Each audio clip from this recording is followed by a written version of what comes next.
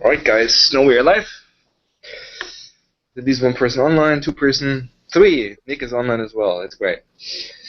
Alright. Do you want to present? I don't have anything to present. I was talking to us the same thing, that I could hardly get a chance to look at some of the type info APIs. We can just talk about it broadly, I guess. That helps too. Yeah, actually I wanted to have the meeting just to understand the concepts also, like which we want to use for reflections. Yep. So let's Can we at least bring up a diff? Yeah, but that's what I was opening. It just crashed on me. So 19, that would be reflection.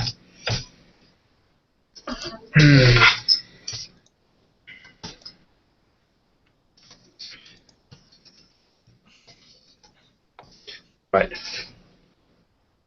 Basically, can you bring up a diff of MS Core Lib and system runtime, system reflection star contracts?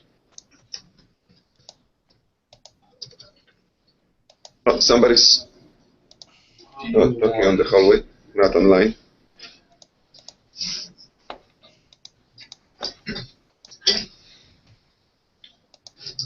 have a type diff I can share. It has certain comments also. So. Do you have an APX file that you can just point them at? Yeah. Let's see if it's shareable.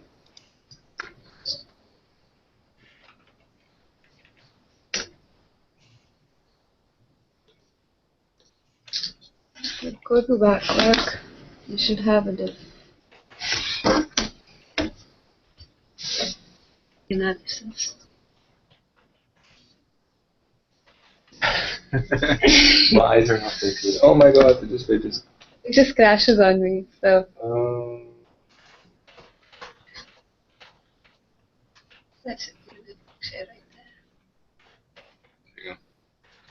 It's called how-dev03 Analysis. share.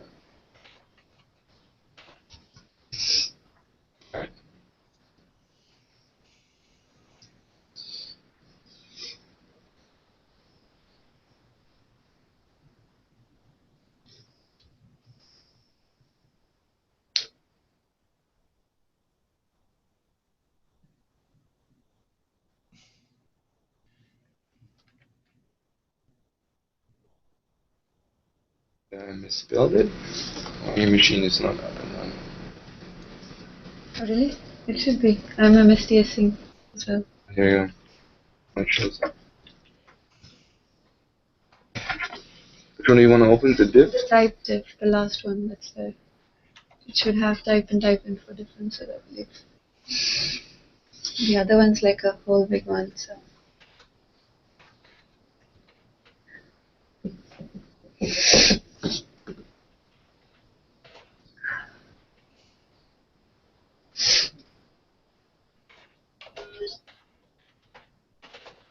This?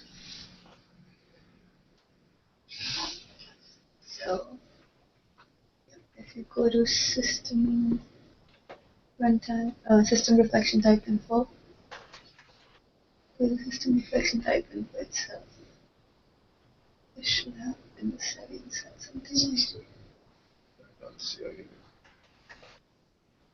The type info. I don't have any comments. Yep, there's no comment. Sorry, what is add some?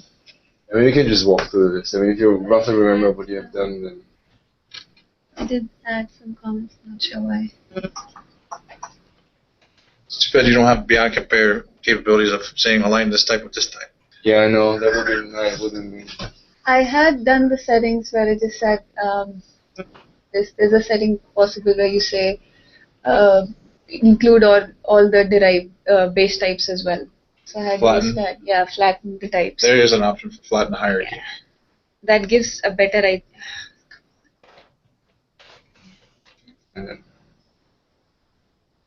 Yeah, it's actually checked. Flatten types is there. For some reason I don't see it, but yeah. Another way to do it quickly maybe would be to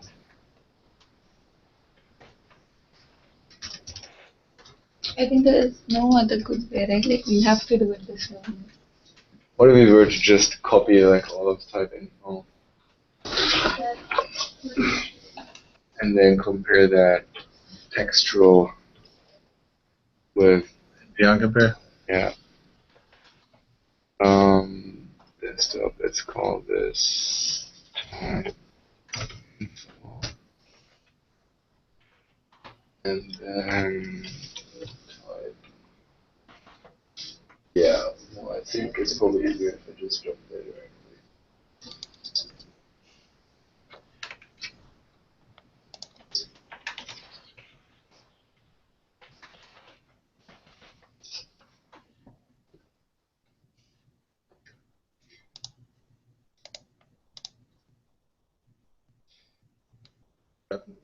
More stuff than. Yeah, that's what I was. So, Is it? Oh, well, let me they've got an exception.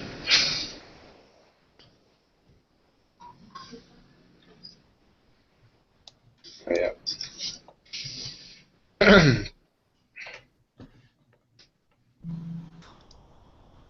There we go. Call this.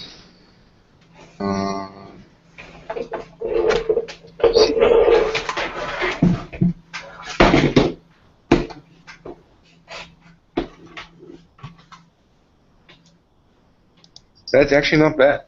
That actually. This one has an open mic on the. Well, That reminds me of a look. Right. So, I don't think we can actually add any comments, but that I can do this in my sidecar file. All right. Yeah, I think the constructors are kind of misleading, but big one big type. Yeah, one big sort of open question we will have to talk about is the extensibility of type of reflection, which I still think we should hold back on exposing the extensibility of the reflection APIs because, as Nick, I think he said he's on the call, has explored many times that implementing that type info split causes some craziness with desktop for extensibility. So I think at least for that time being, I think we should probably still keep the constructors of the key reflection types as internal so that we don't expose extensibility yet. Because I think that's going to open another can of worms that we might not want to tackle right now. And it's not really helping the goal of the API cuts as much. There has been a few asks for extensibility, but those have been very small asks usually. Yeah, I think it makes sense to do it in two passes. Treat them as separate problems. Yep.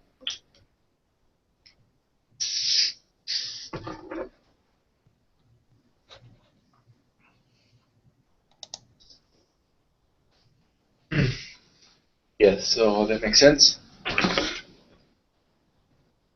I think the first missing is generic type parameters. The type info on this side is the type info that is exposed right now, right? Like the one you picked up? That's the one I use from your Apex, so I suppose You have it's a diff, which is an interesting one, but yeah, it's fine. that's one. Yeah. I mean it's basically a diff between Between rest of the sun. yeah, the reflection one and bubble sun. It's desktop. I think all desktops there. Is yeah, basically I'm scroll up. But this is what's exposed with the implementation, so Yeah, we should be looking at the red stuff on the left-hand side. Anyways, the red stuff on the right-hand side are things we added into to the type type info info. directly, so those aren't going to be an issue. So the red on the left is the main ones.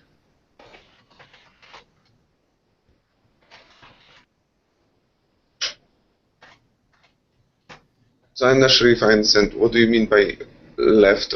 Red on the left. The left is the stuff in type. So Which is not in the type things that are red and they're blank on the right-hand side, those are things that are missing. And blank on the Yeah, sorry, yeah.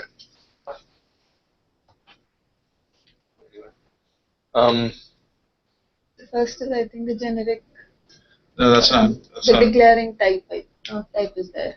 No, so far, none of the members are read here, or I mean, they're not I missing think this is the first one now that's going to be added. That's positions. the faces. Object. So why don't those show up by the way? Declare constructors we didn't add it to, we didn't expose in reference assemblies? We did, right? Declared instruction, we only added the type info. We didn't add the type. Oh, I see. That makes sense. Oh, funny. Yeah, I guess that's not too bad. That's not our problem, at least right now. So we didn't make is COM object virtual, which is weird. We didn't. I mean, that's not virtual on type. Oh, we made. So we made it virtual, is that? Yes, but that is what we did with the rest also, right? Is We had to Vinam do it and for other. some reason, I suspect. How does type info show up on desktop? Does it inherit, does it extend type? Or does It type inherits from type. It inherits from type. Underscore type. I think we had to add virtual to ISCOM object because of .NET Native. I suspect that that's what it is as well. Because there were like two. They used in the public design. They have a different reflection.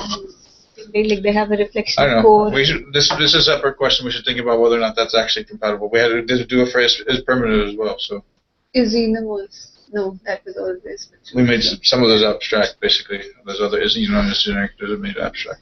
Yep. Let's focus on the missing ones for now. Let's keep going down. Sorry, I keep losing my carrot.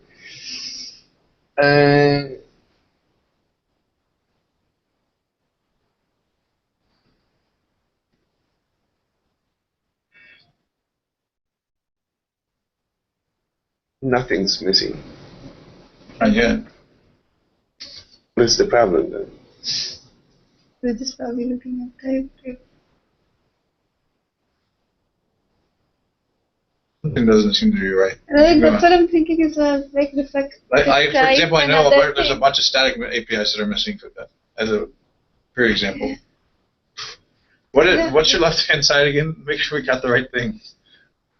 Yeah, it seems odd, isn't it? So left-hand side of them is called it. No, but look what you copied it from. Yeah. What is it? Well, I copied directly from out of the div, right?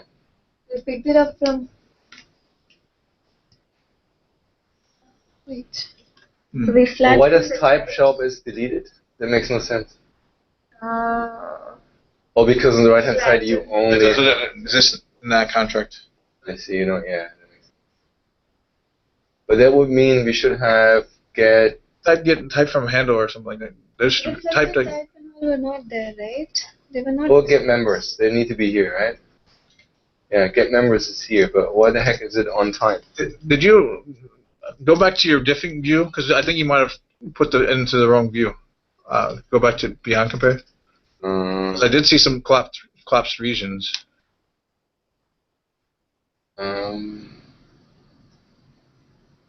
No, but that is just.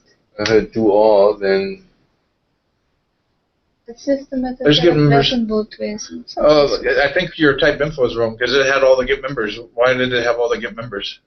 Are you looking at implementation Yeah, that's right. strategies? Because they're... No, when you copy type info, basically what you did is you copied the intersection of desktop and the contract, so it has all the APIs. That's true. So- And we missed the. So this show when you type info. Oh, I see. That So makes I was sense thinking now. like reflected type, the declared type, they are not there. Yes. You have to load the reflection contract into another instance. Yeah, that probably works too. So let's do this.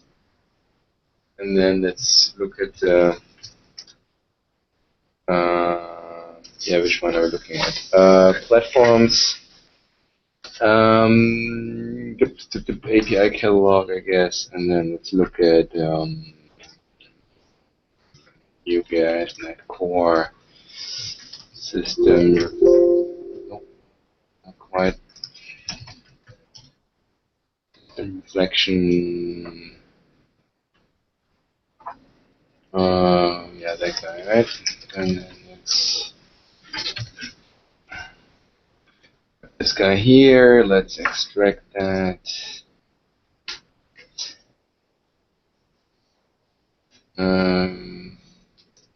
I guess I want to export 50, not that it matters, but let's take that guy.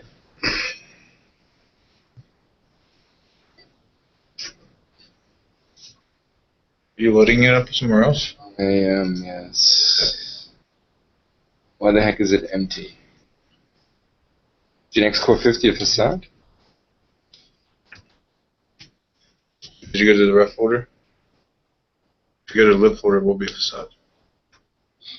Yeah, I don't think there was a... You want the rest of us at like Probably. That's the best place. Let's go to the ref folder and get the. .NET 5.1 then. That makes more sense. Alright, so let's go to client info. Here it is in all its beauty.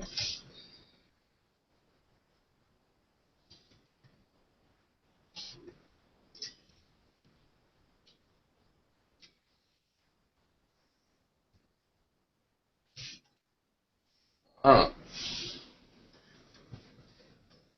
Right, a little I bit. don't think we can do anything about the static ones. well, I guess in this case I didn't actually enable Flan hierarchy, I guess. I'm not sure that helps though because I don't think No, I none of those members are going to be a member of, so don't worry about flattening hierarchy. Yeah, exactly, because it doesn't inherit from me. Yeah, it's true. So, All right, so we have the static Static ones. read-only fields, which, yeah, I don't think the And there weren't matter. there wasn't much of usage for these also.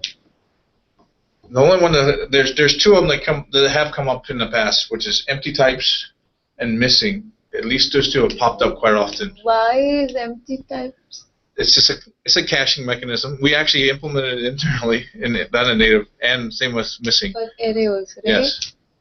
so I think the limiter, missing, and empty types I think we have on type, correct? In .NET Core. No, we don't. It's on desktop that we have. Oh, so actually, we're not looking at. We might have added. I'm pretty sure we do.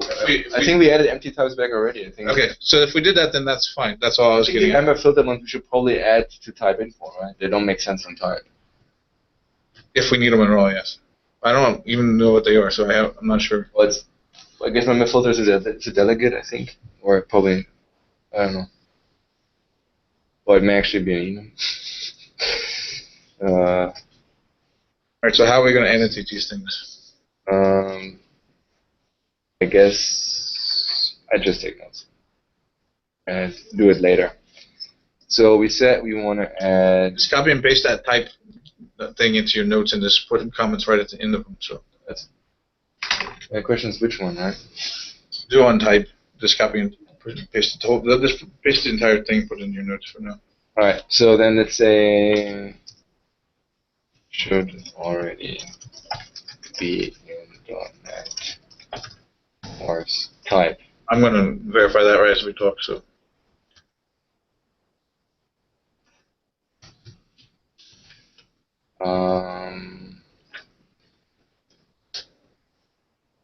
So for the member filters, we agreement that should be on type info if at all. yes.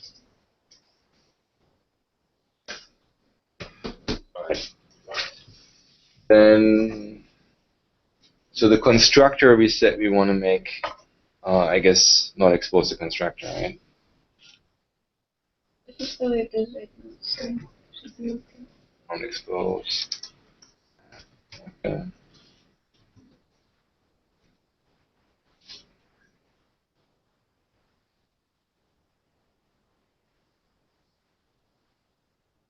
And then the first one is get custom attributes there.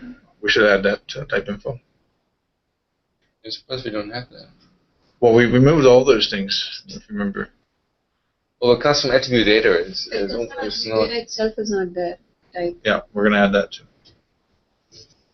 But on off type. It's odd. Sir, I'm having trouble understanding this. So we should already have some of these on.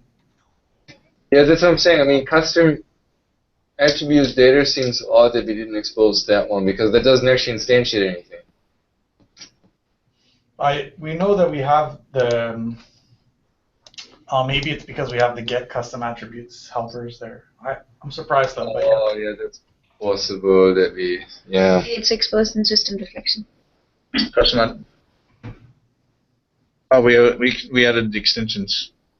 I didn't think that was the only. Either way. Yeah, this diff is not sorting. Right. Well, this one is okay. Then I guess these are the guys. We added those. All the declared ones were basically added to type info explicitly. So I want to keep them, I suppose. There's no reason to remove them. Generic type parameters is also there. That may. It's not exposed. That's not exposed. Oh, come on.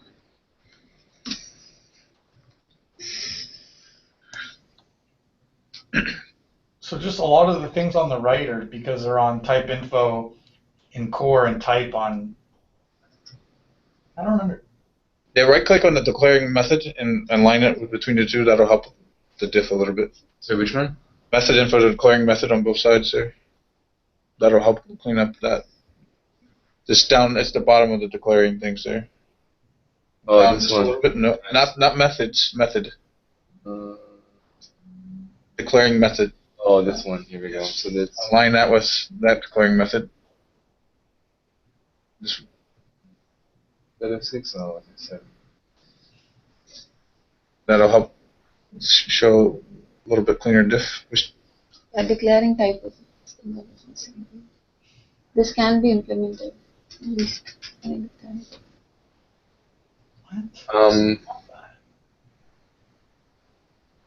So type emitter seems odd.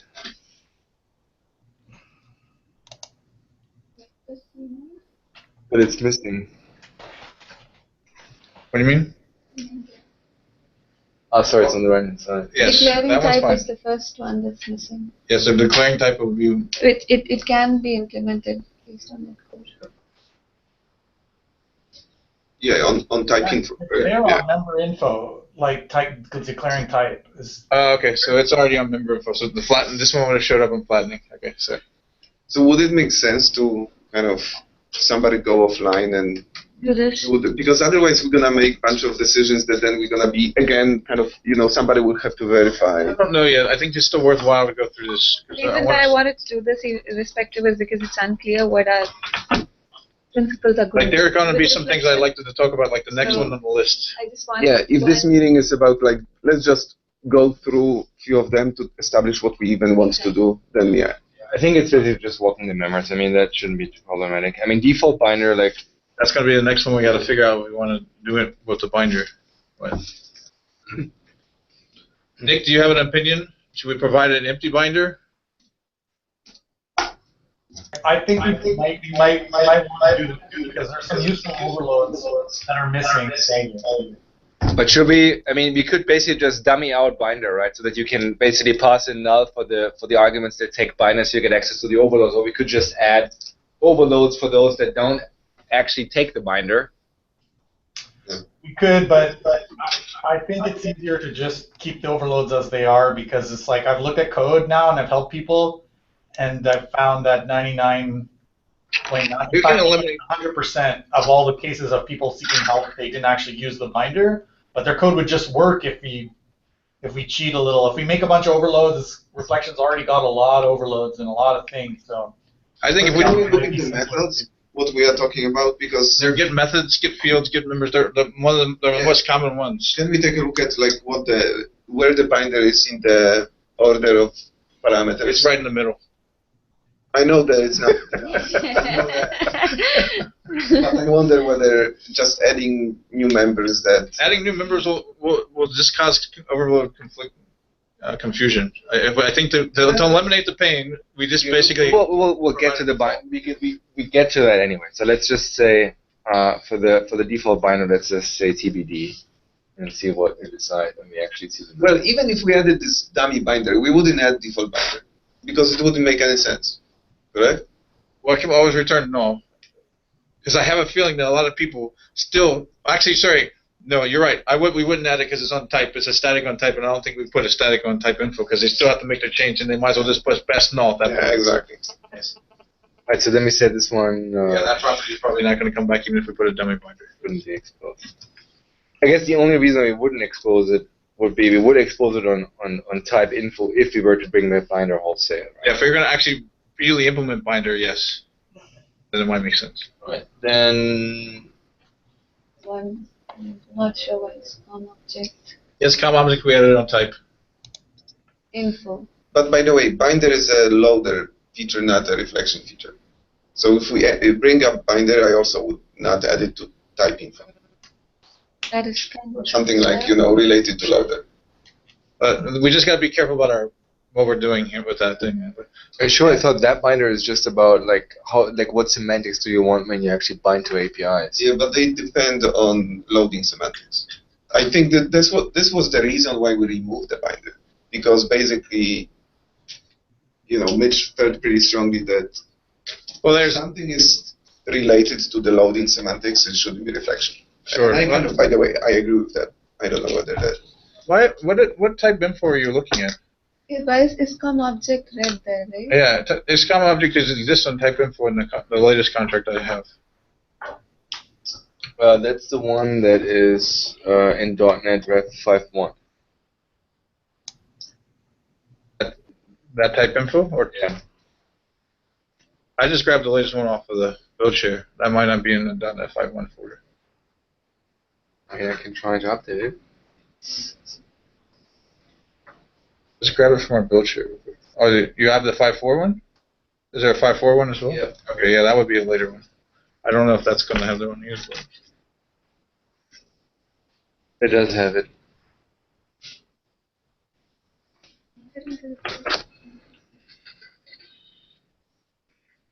Alright, copy that guy.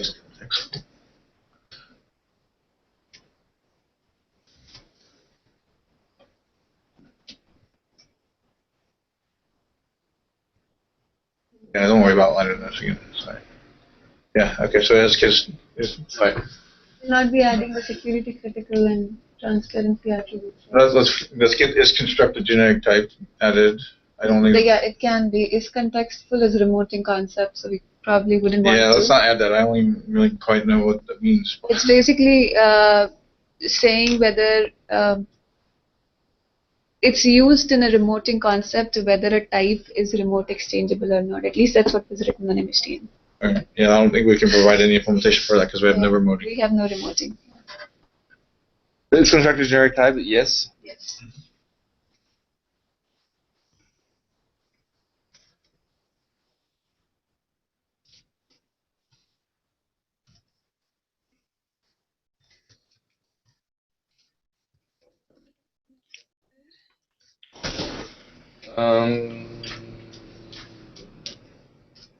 The security ones, that's interesting. I understand it's serializable because that's a metadata bit, but the security ones aren't metadata bits. They're just custom attribute checks. That's my understanding too, yes. Yeah, But why would we want to expose them? We don't want to expose anything transparency related, right? Well, we're not in general. Well, let me put it this way. If it's a bit of metadata, we probably should, because it's just a truthful representation of what's in metadata. But if it's semantics on top, I would. Whether we would be adding these transparency attributes to our code also. Yeah, no, he's We just might making the want to point that it's serializable in the same bucket. We're not supporting binary serialization, but it's a bit in metadata. So it's the IL spec. Just expose with the metadata. You're not actually adding any semantics on top.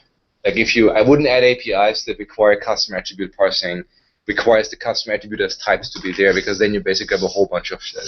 But don't we That's why I have would- certain libraries for which we add this as an assembly attribute, or we used to at some point? So it's not really a given type up on that it, has that to be. work in general. So I think you're arguing the point, but we're already in agreement that we don't want to expose these. Okay. Yeah.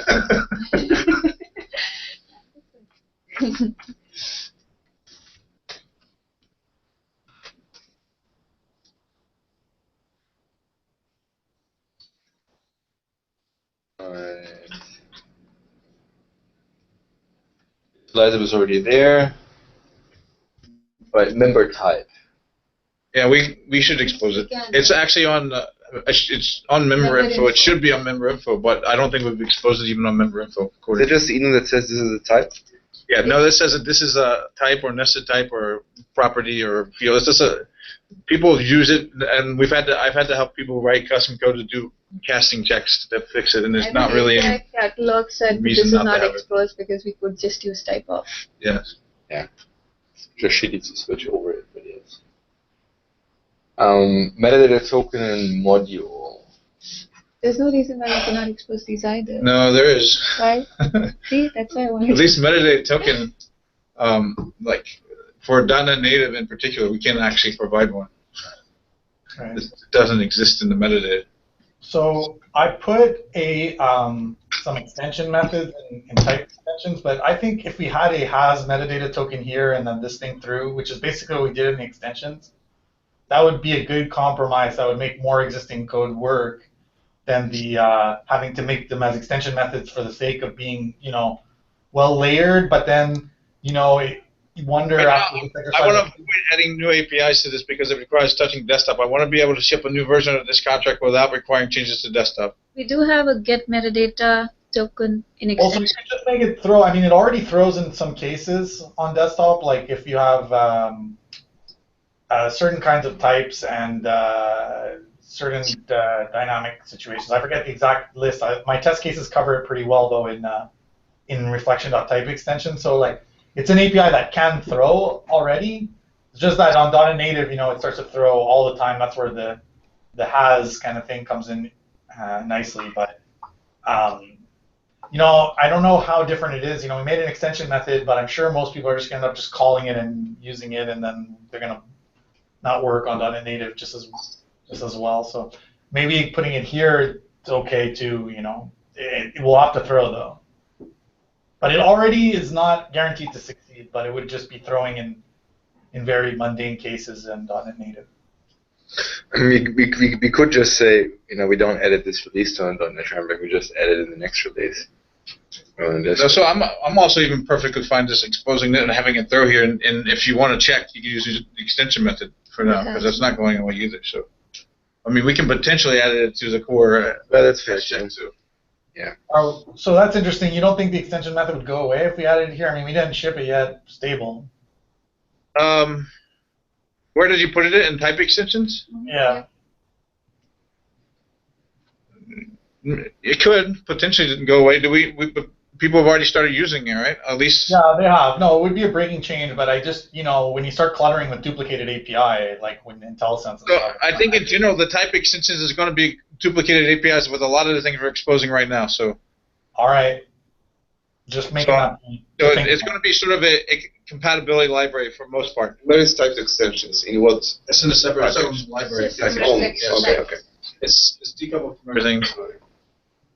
In fact, a lot of the things in there will be a lot easier to implement once we add these APIs. They'll just be forwarding, but. Yeah, I could see a path forward where you basically add enough stuff directly that you just deprecate the type extensions entirely, kind of thing where you don't even need it. But it will duplicate if you start to add everything back here. Okay. No, so I'm okay adding the metadata token and having it throw on .NET Native for. What about module? I don't think we have module at all, do we? Didn't we expose module? Let me check. I think it's on member info, right? Guys, you're not seeing the members here. Type.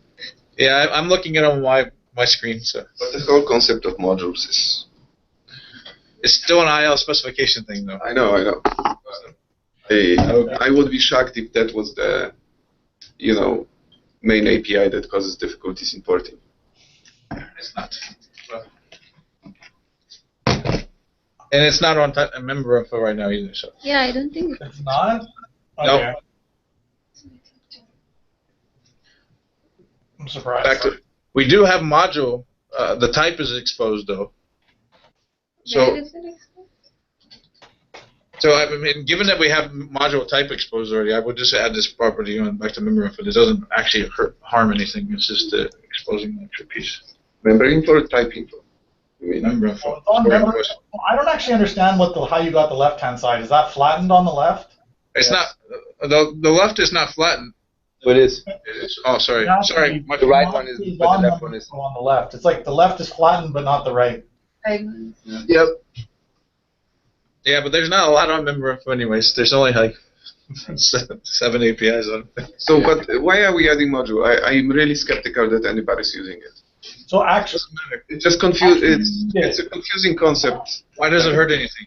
the token is useless without the module, because you need to get the MVID and make sure that they're the same module. Otherwise, you know, tokens are not like globally unique things. So usually what you do is you want to see like, there's a lot of code out there that does like these fast checks to say like if the tokens and the modules are the same, then they're the same, and then or if they're going to look into something else, and they're going to look up the MVID off the module, you know, to know if the token is a useful thing to go looking in some other store. I misspoke earlier, by the way. Module is already exposed on member info. I was looking at messages by mistake. So Okay. it's already there. Okay. Module is exposed on member info today. All right. But we are not adding it to type. We are just leaving it on Yes, member info and that's it's right. going to show up on. That's right. It already shows up on there. Yeah, And name is already on member info as well. So that one's already yeah, there. that one. Yeah, it's a name. I'm pretty sure types of names. Yeah, reflected type is an interesting one. That was like always a lie at best, right, Nick?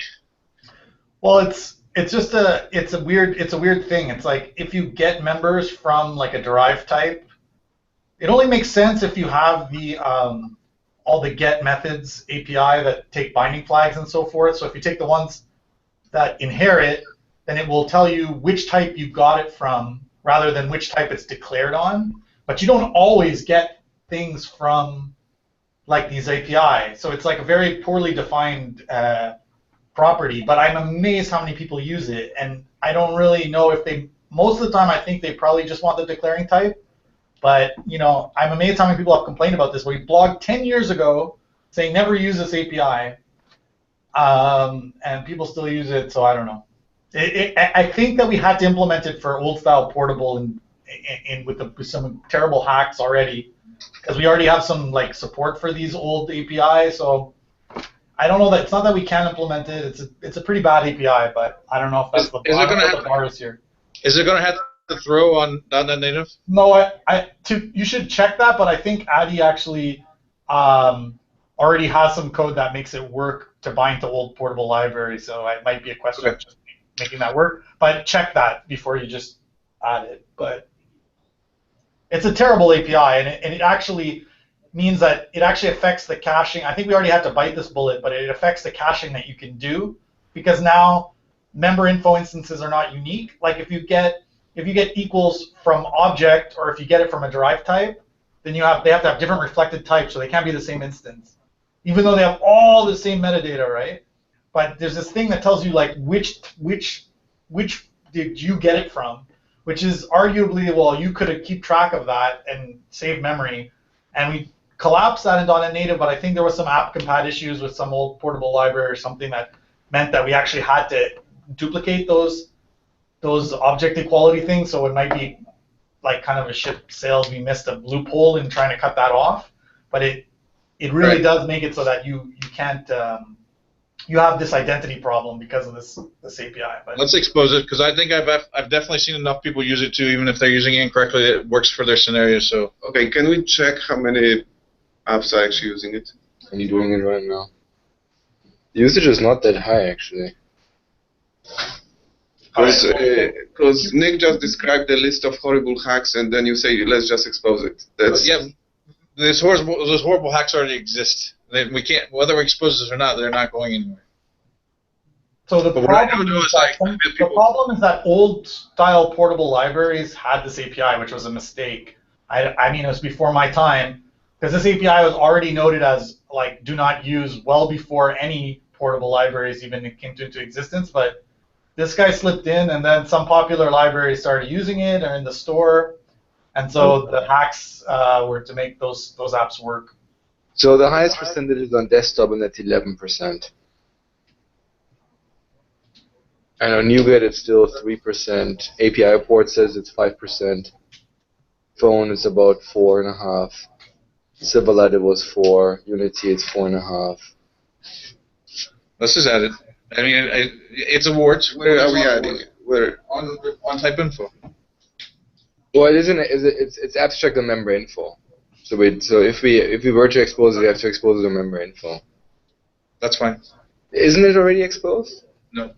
No. So can we at least add a obsolete attribute and basically tell people to use? Let's shy away. Let's shy away from that type of thing right now. We're just trying to bring things back. We know that there's tons of warts in this space. There are tons. Yeah, It's not our goal is not that. it's not what. Our goal is not to like try and get people to change their ways. Essentially. No, we have multiple goals, and one of them is to help people write good code. And if there are lots of hacks in the reflected type, and it's not the right API to use, we should just apply an attribute, especially if we reintroduce the API. So it's not like, somebody had a perfectly working code and suddenly they recompile and it's boom, they get a warning. All that does is it's not going to give them a warning. It's going to give them an error, right? How is it gonna? Because most people compile warnings as errors, but these obsolete things. compile warnings as errors. No. Of course. Most static code just compile warning as error. Websites are actually less likely to compile warnings as errors. Like every single real product compiles with warnings as errors. So you're going to get a compiler if you put an absolute S around. In most cases. I don't know. The number of hacks that are in this API, and the fact that it's a wrong API to use. Isn't it like a perfect? It works perfectly fine for their needs. Let me put it this way: if we could literally remove the API, we should. But if we don't actually remove the API, if we basically still keep it around, if we still have to do all the hacks and implementation, then removing the API doesn't buy us anything. So unless we're willing to go the whole way and literally rip it out of .NET Native, which I don't think we do right now, I don't think it's worth not exposing the API, because then you get the worst of both worlds. You have to keep the baggage around, and customers don't get to call it.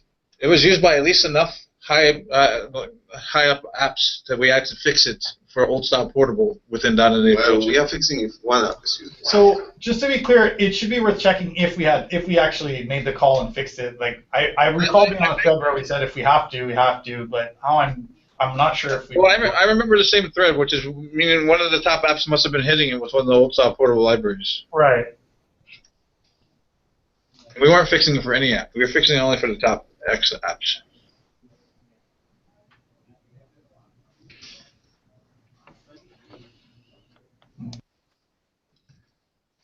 Struct layout.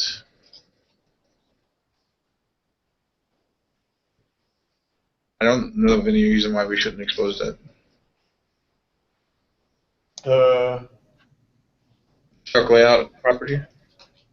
yeah, that should be exposed.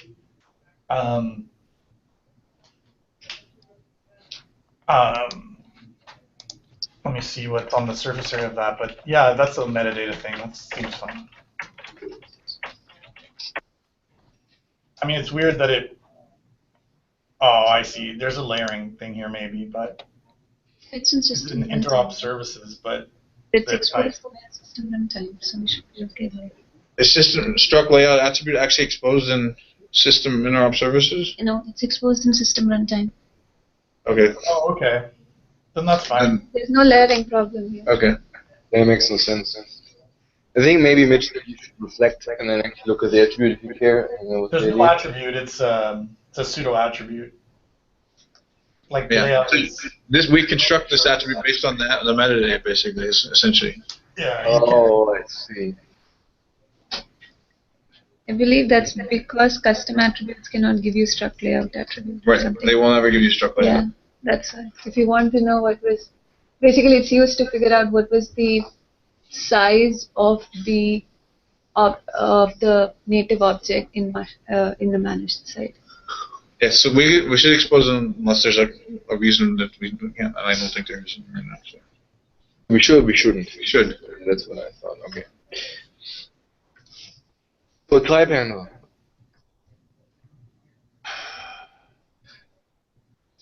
This one. Can we not I already think- have that? Why wasn't it exposed? I couldn't understand that part. For .NET Native, at least, I know that it doesn't fully support type handles, but we exposed runtime type handle as a type, so it's interesting. Well, one type handle is definitely not in .NET Core. Runtime It type has to handle? be. It has to be. The type That's what you is. get when you use like certain instructions. Yes, it is. I'm looking at it right now in the contracts. It has to be in like Which every one is it? platform because like you can't implement you like when you load tokens in when you do like a type of it goes through this type like it goes like Runtime I'm type forgetting handle is the in system sequence, but runtime. you get one of these from loading from a token, and then you go from there and you get the type from the handle. This is going in the other direction, but .NET Native would have to support one direction. I don't know enough about the implementation to know why it couldn't support this direction, but it seems like it could. Let's add it unless we can't. That's basically what I say.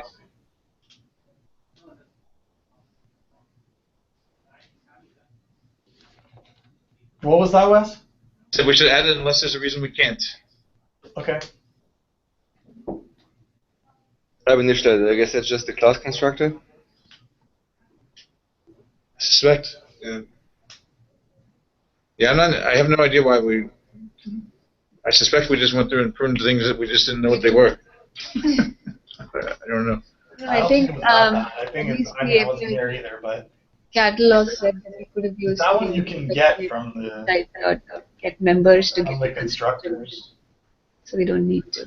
Yeah, if we can get it, let's go ahead and expose it. Then there's no reason not to have it. Yeah. What about underlying system type? So that's for like cases where you have certain kinds of wrapping, and you want to so you have like your reflection types over top of other reflection types, and then you can it gives you a way to drop down and say, but really, where are you basing this off of? And there's a bunch of places that actually call through this when like trying to implement like various checks so that if I'm not mistaken, things like, there's like in the full framework, there's a bunch of different like wrappers for reflection. There's like type delegator. There's like several different, even reflection context. I don't know.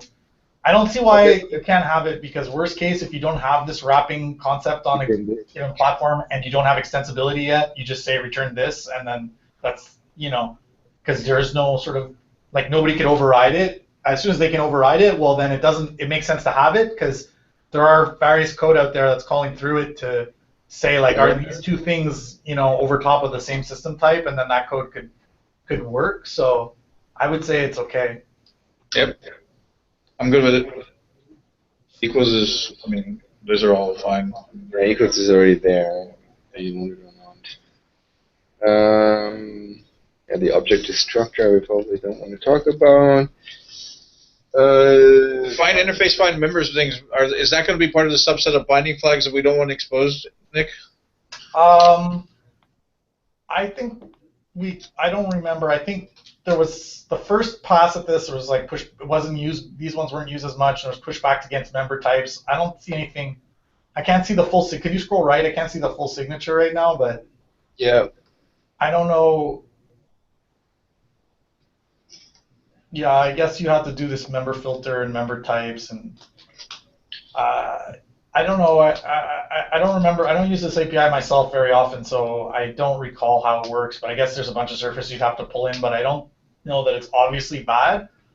I suspect it isn't highly used.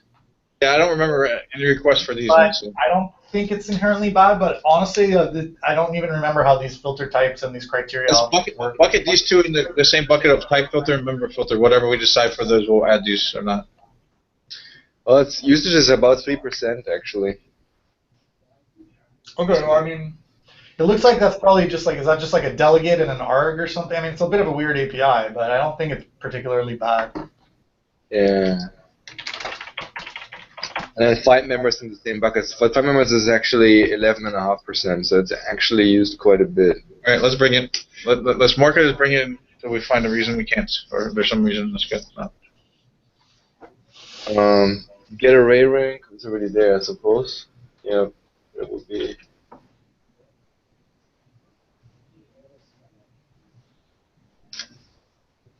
I guess we don't care about protected types so much if we make it have a close hierarchy. So do we care about get attributes flags info? I don't care about that one so much.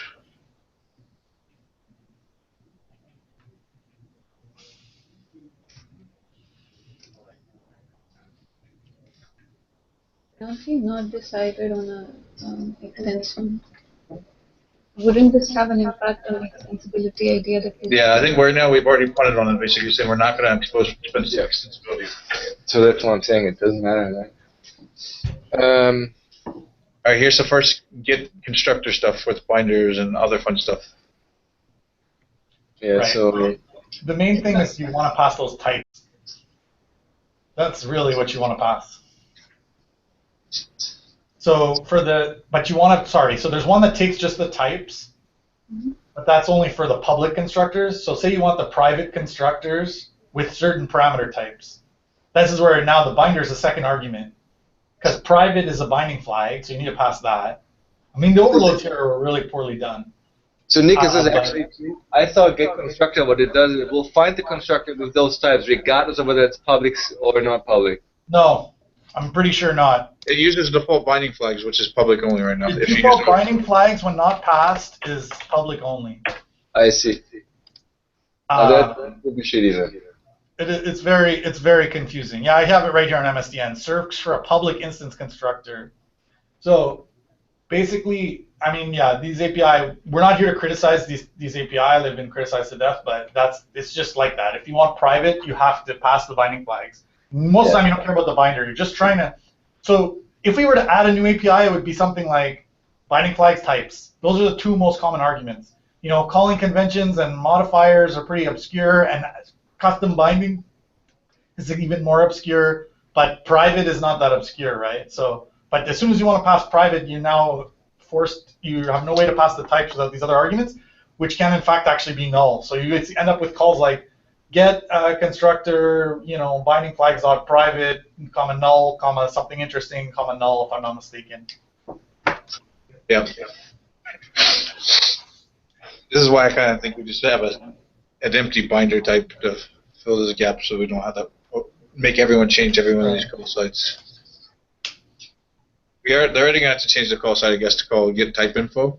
But if we now, in some cases, if we add overloads, there are existing signatures will just compile, and there will be like potentially calling wrong methods and crap like that. We gotta be careful about.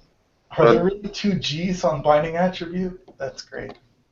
I don't know. So for example, I don't see how you mentioned conflicts. If we added the get constructor that Nick mentioned, that takes binding flags and types.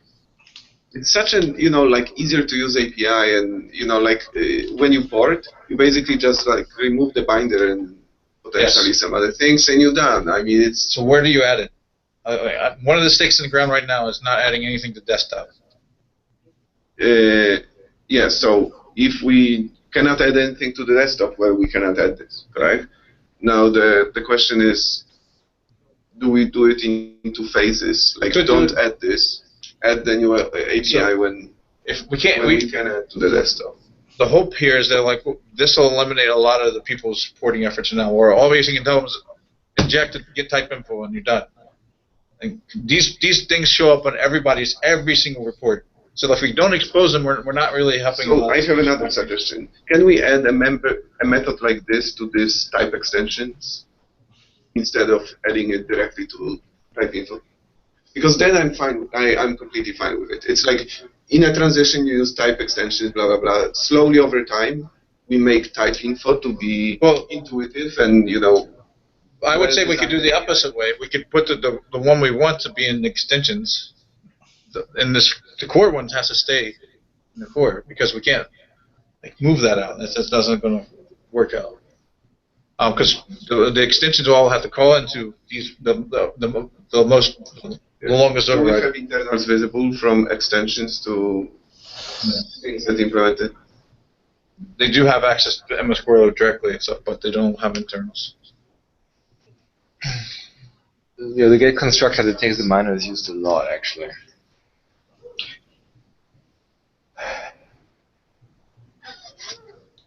So the best we could do is put that overload as an extension into the extension, but it's still already in the core for everywhere except for .NET Native today, so it's not really binding as much. I don't like these extension things because it always adds more complexity. Now we have more things to worry about. Mm-hmm. Either add the API where it is or not at all. And I don't think we have a choice but to add these APIs. These are the biggest gaps.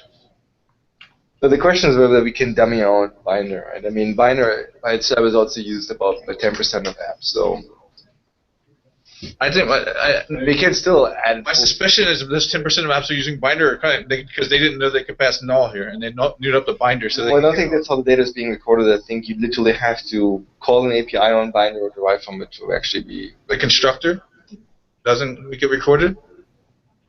I could do. Call it, yes. Yeah, if you call That's it. what I'm saying. Like, I have a feeling that the usage are probably people going to nuke Binder here. We can't do Oh, I that. see. mean, Is Binder not abstract? I'm I thought surprised. it was abstract. It's abstract. I saw most people passes null. A lot of people do. Yes. All I don't binder. think you can just new it up either. You're right. You can't. It might So be if you default could binder. do then. the right one or But are you sure that it's not recording a usage because of the fact they're calling this overload? Yeah, I'm absolutely positive because that's not how the tool records it. Let's start with the fact that we can just basically have an empty Binder. We'll look at. Yeah, We'll dig I mean, I'm into- fine with that because we can always do Because I that. haven't actually heard anybody complain that Binder's missing yet. That's true. Maybe they actually use the default binder property on the type and pass that. Maybe. Well, if they're old stuff, yeah, they could have possibly used that. Because that's the only Does Thing that is- type that default Binder show up in the same realm as the usage data? What was it? Default Binder? It's less than Binder.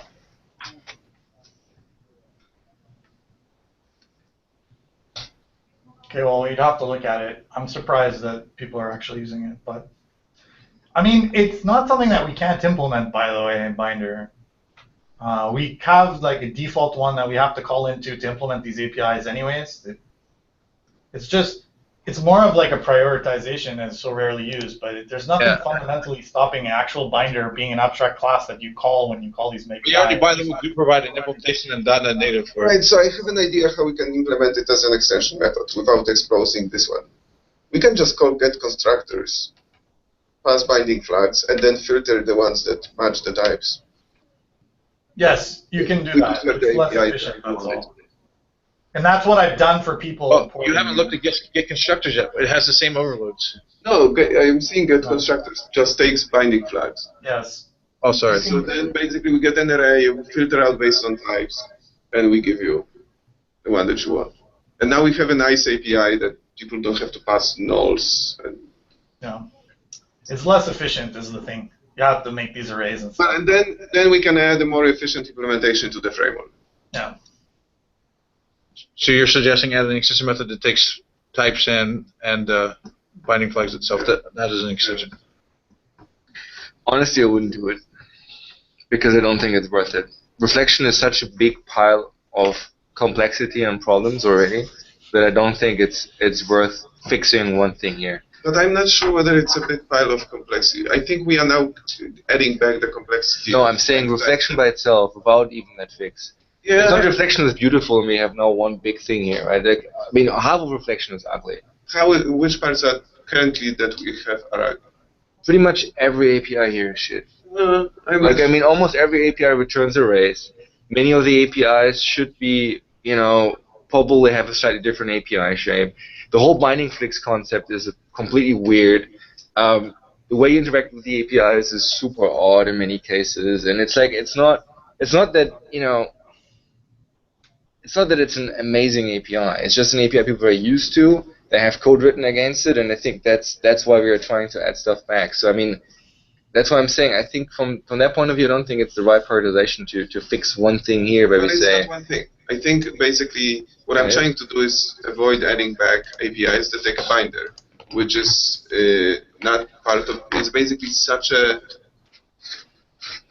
I'm personally done with trying to fix the reflection API surface. It's there. It's there. No matter what we do, people are using it in every which way we can possibly think of, and trying to basically ad hoc say we'll do some fixes or make improvements there. We're not going to ever do it. I'm just. We can decide to do what you guys want. I'm not like dead against it. I'm just saying I don't buy that the reflection API today is horrible. I think it has some words, but we removed the most horrible things.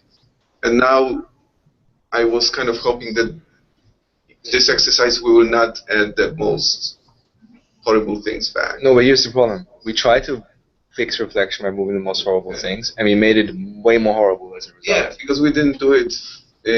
We didn't complete some of the work. So Yes, now and I mean, we no, should but complete the no, work. but this is to me the same thing, because now, okay, now let's say we add extension methods that pass through to this API. Now let's say at some point we add back binder. Now you have multiply the surface area, because now you have extension methods over here. You have still the same APIs over here.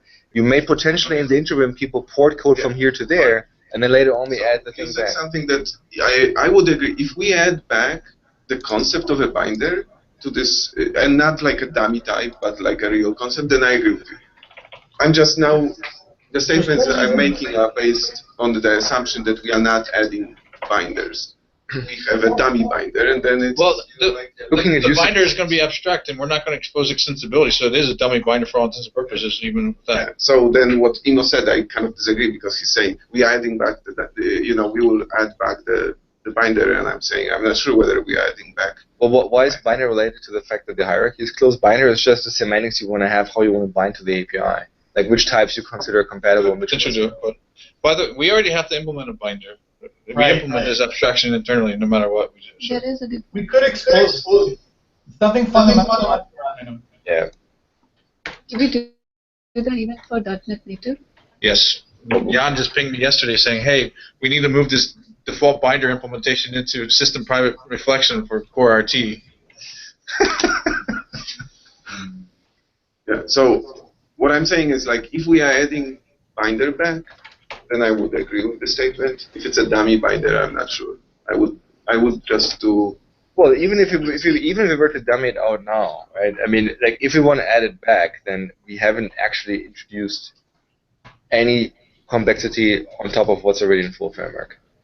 Because then you just grow the surface area that match the one that is full framework.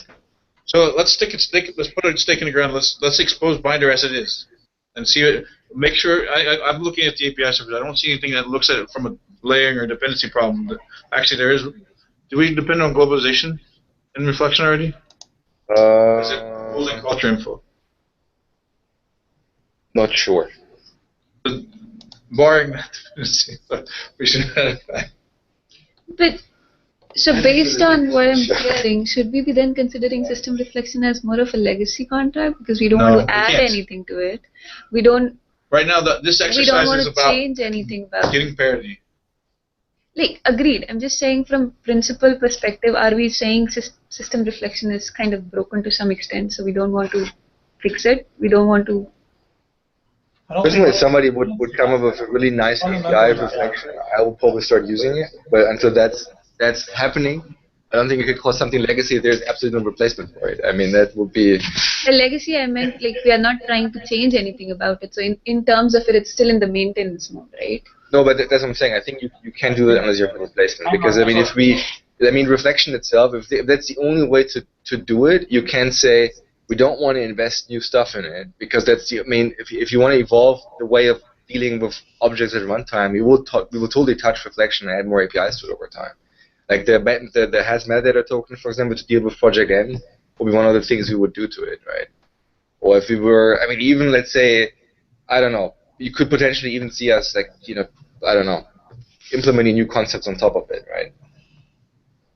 I mean, it's more about how much are we investing in more ways to do the same things, because yes, like that part I agree with. That's it's not what I'm that saying. it's legacy. It's not legacy at all. It's very fundamental. It's very fundamental to the platform, and it's not even remotely legacy. But I think the question is, how much are we investing in sort of like things that have been this way that are basically like modulo, like we can see some little warts, but I also don't agree that it's like that it's completely broken. It has its warts. It's been like this since V1, but like it works. Like we start adding more things. This is the path that we went down, and is where it starts to get very confusing.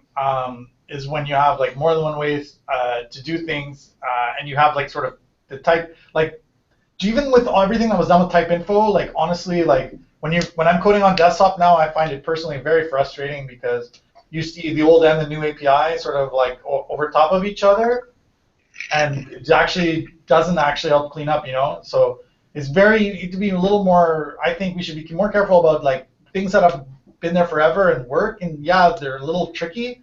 It's not for me the bigger priority, but that's completely different from saying it's legacy. It's not legacy. I mean, it's fundamental API. It's just, how much is it worth changing it? I think we learned from the effort that was done to tidy it up that it caused probably more pain than it solved. Even though you could make arguments in a review that some of these API are quote unquote cleaner.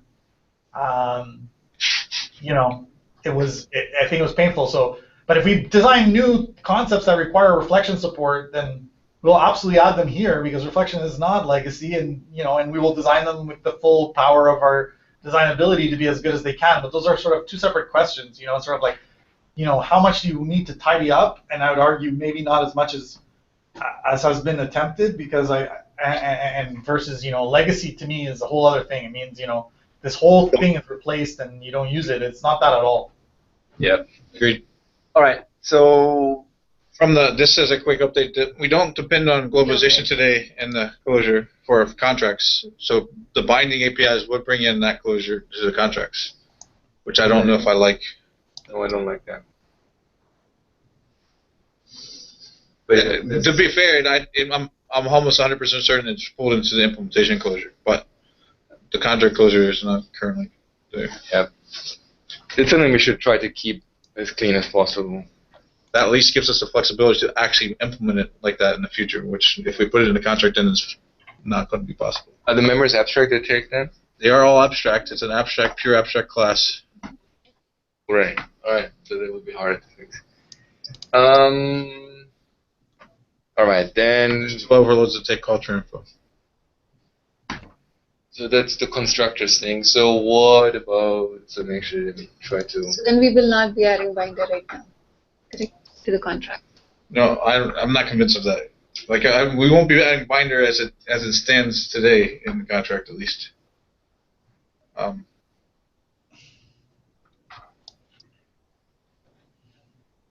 So yeah, I think that's one of the things you should take offline and then make a proposal how to fix it. Like either add more overloads, do extensions or whatever. Like I think we said all our piece what we would like. But yeah, I still think I'm still at the point where I want these overloads back, whether or not we have a dummy binder or not. So that's going to be my stake in the ground, most likely, my proposal. Yeah, I'm fine with that. I think if we are doing investigation offline, somebody should investigate offline and suggest, and then we make a call. Yeah. We don't have much time, but we can certainly look a little bit more into it. But I think that's probably what the stance is going to come back at. One thing I would question though is like, is there absolutely no chance we add more APR to desktop? Not as part of this effort. I want this contract to be basically supported out of the box right now with what's shipping on desktop.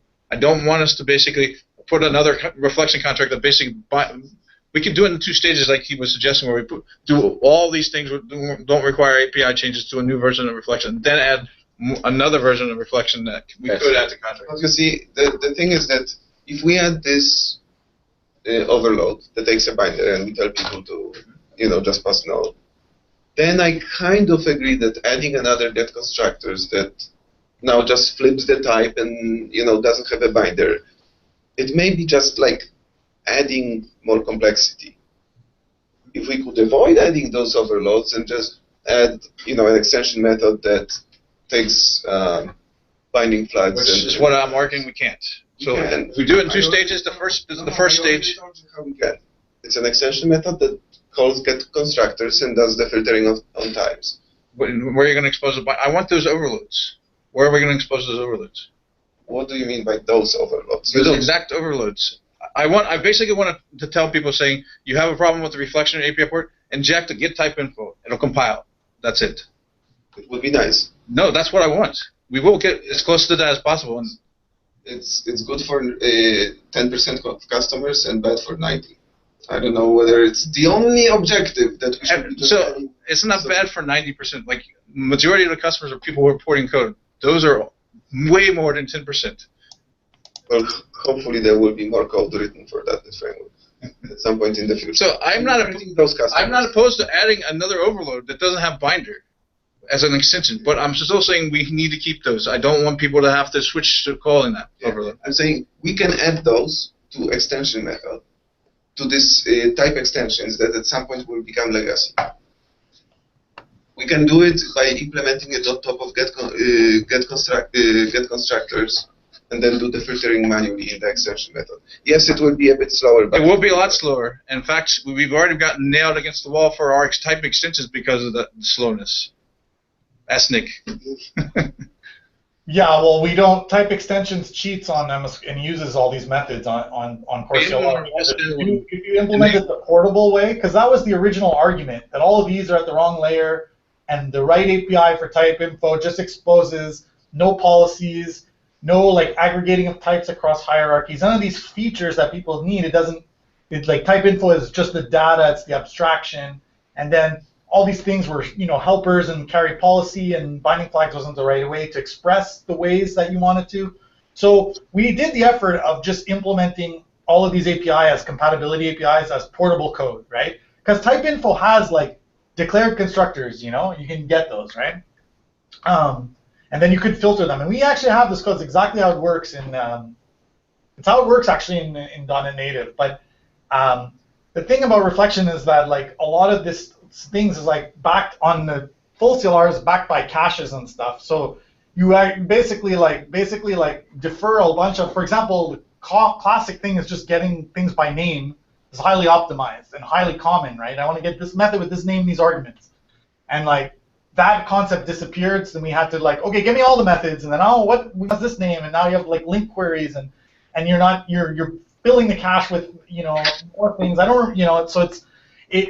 Some of this, and some of that has to do with the fact that behind these APIs is like a very a very baked implementation that people have certain assumptions about how fast they are and stuff. But so it was a problem for speed. Like we definitely had huge regression when we tried to use these methods implemented purely in terms of like declared such and such,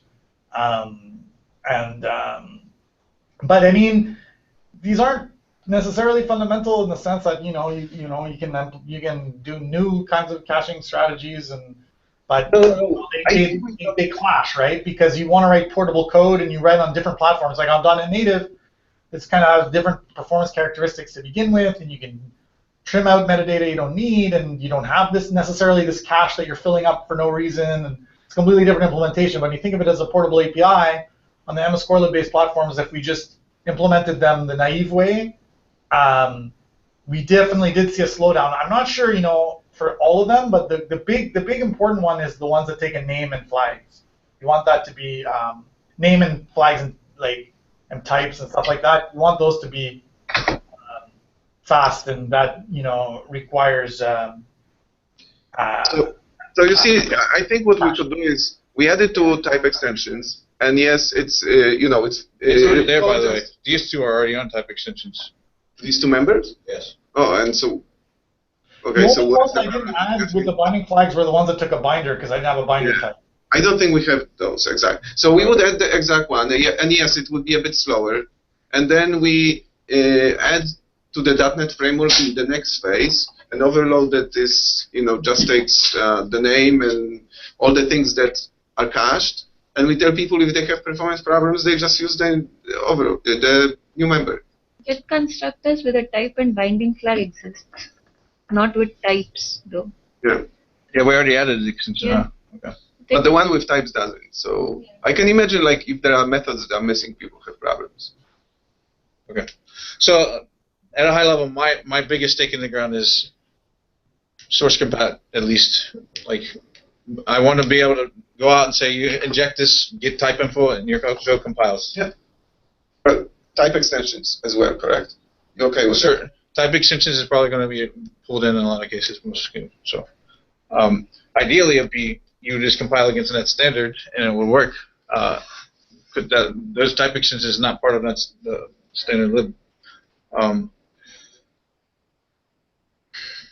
I think we discussed this issue today, so I think that's just move Well, on. We can go through and look at the others, but we have to come to a conclusion still. Yeah. I agree, but I mean, let's at least keep walking the list so we at least have a full picture, that we don't spend too much time on one issue. All right, so get constructors, we just finished. So get custom attributes. What about the ones that actually instantiate the attributes? So today there's equivalents of rough equivalents of these as Extension Linux. and we need to be careful because we might start to, this in reflection extensions, not, and unfortunately, because it was split up across extensions and you collapse it back, I would be concerned about, what ambiguities, or it starts to dispatch to this, but this returns object array, and maybe the other one returns IEnumerable, maybe not, I don't remember, but in some cases that might be the case. So like there were already slight breaks, and then you put them back, and then you might break the people who already ported by putting things back. So it's complicated in that sense, but.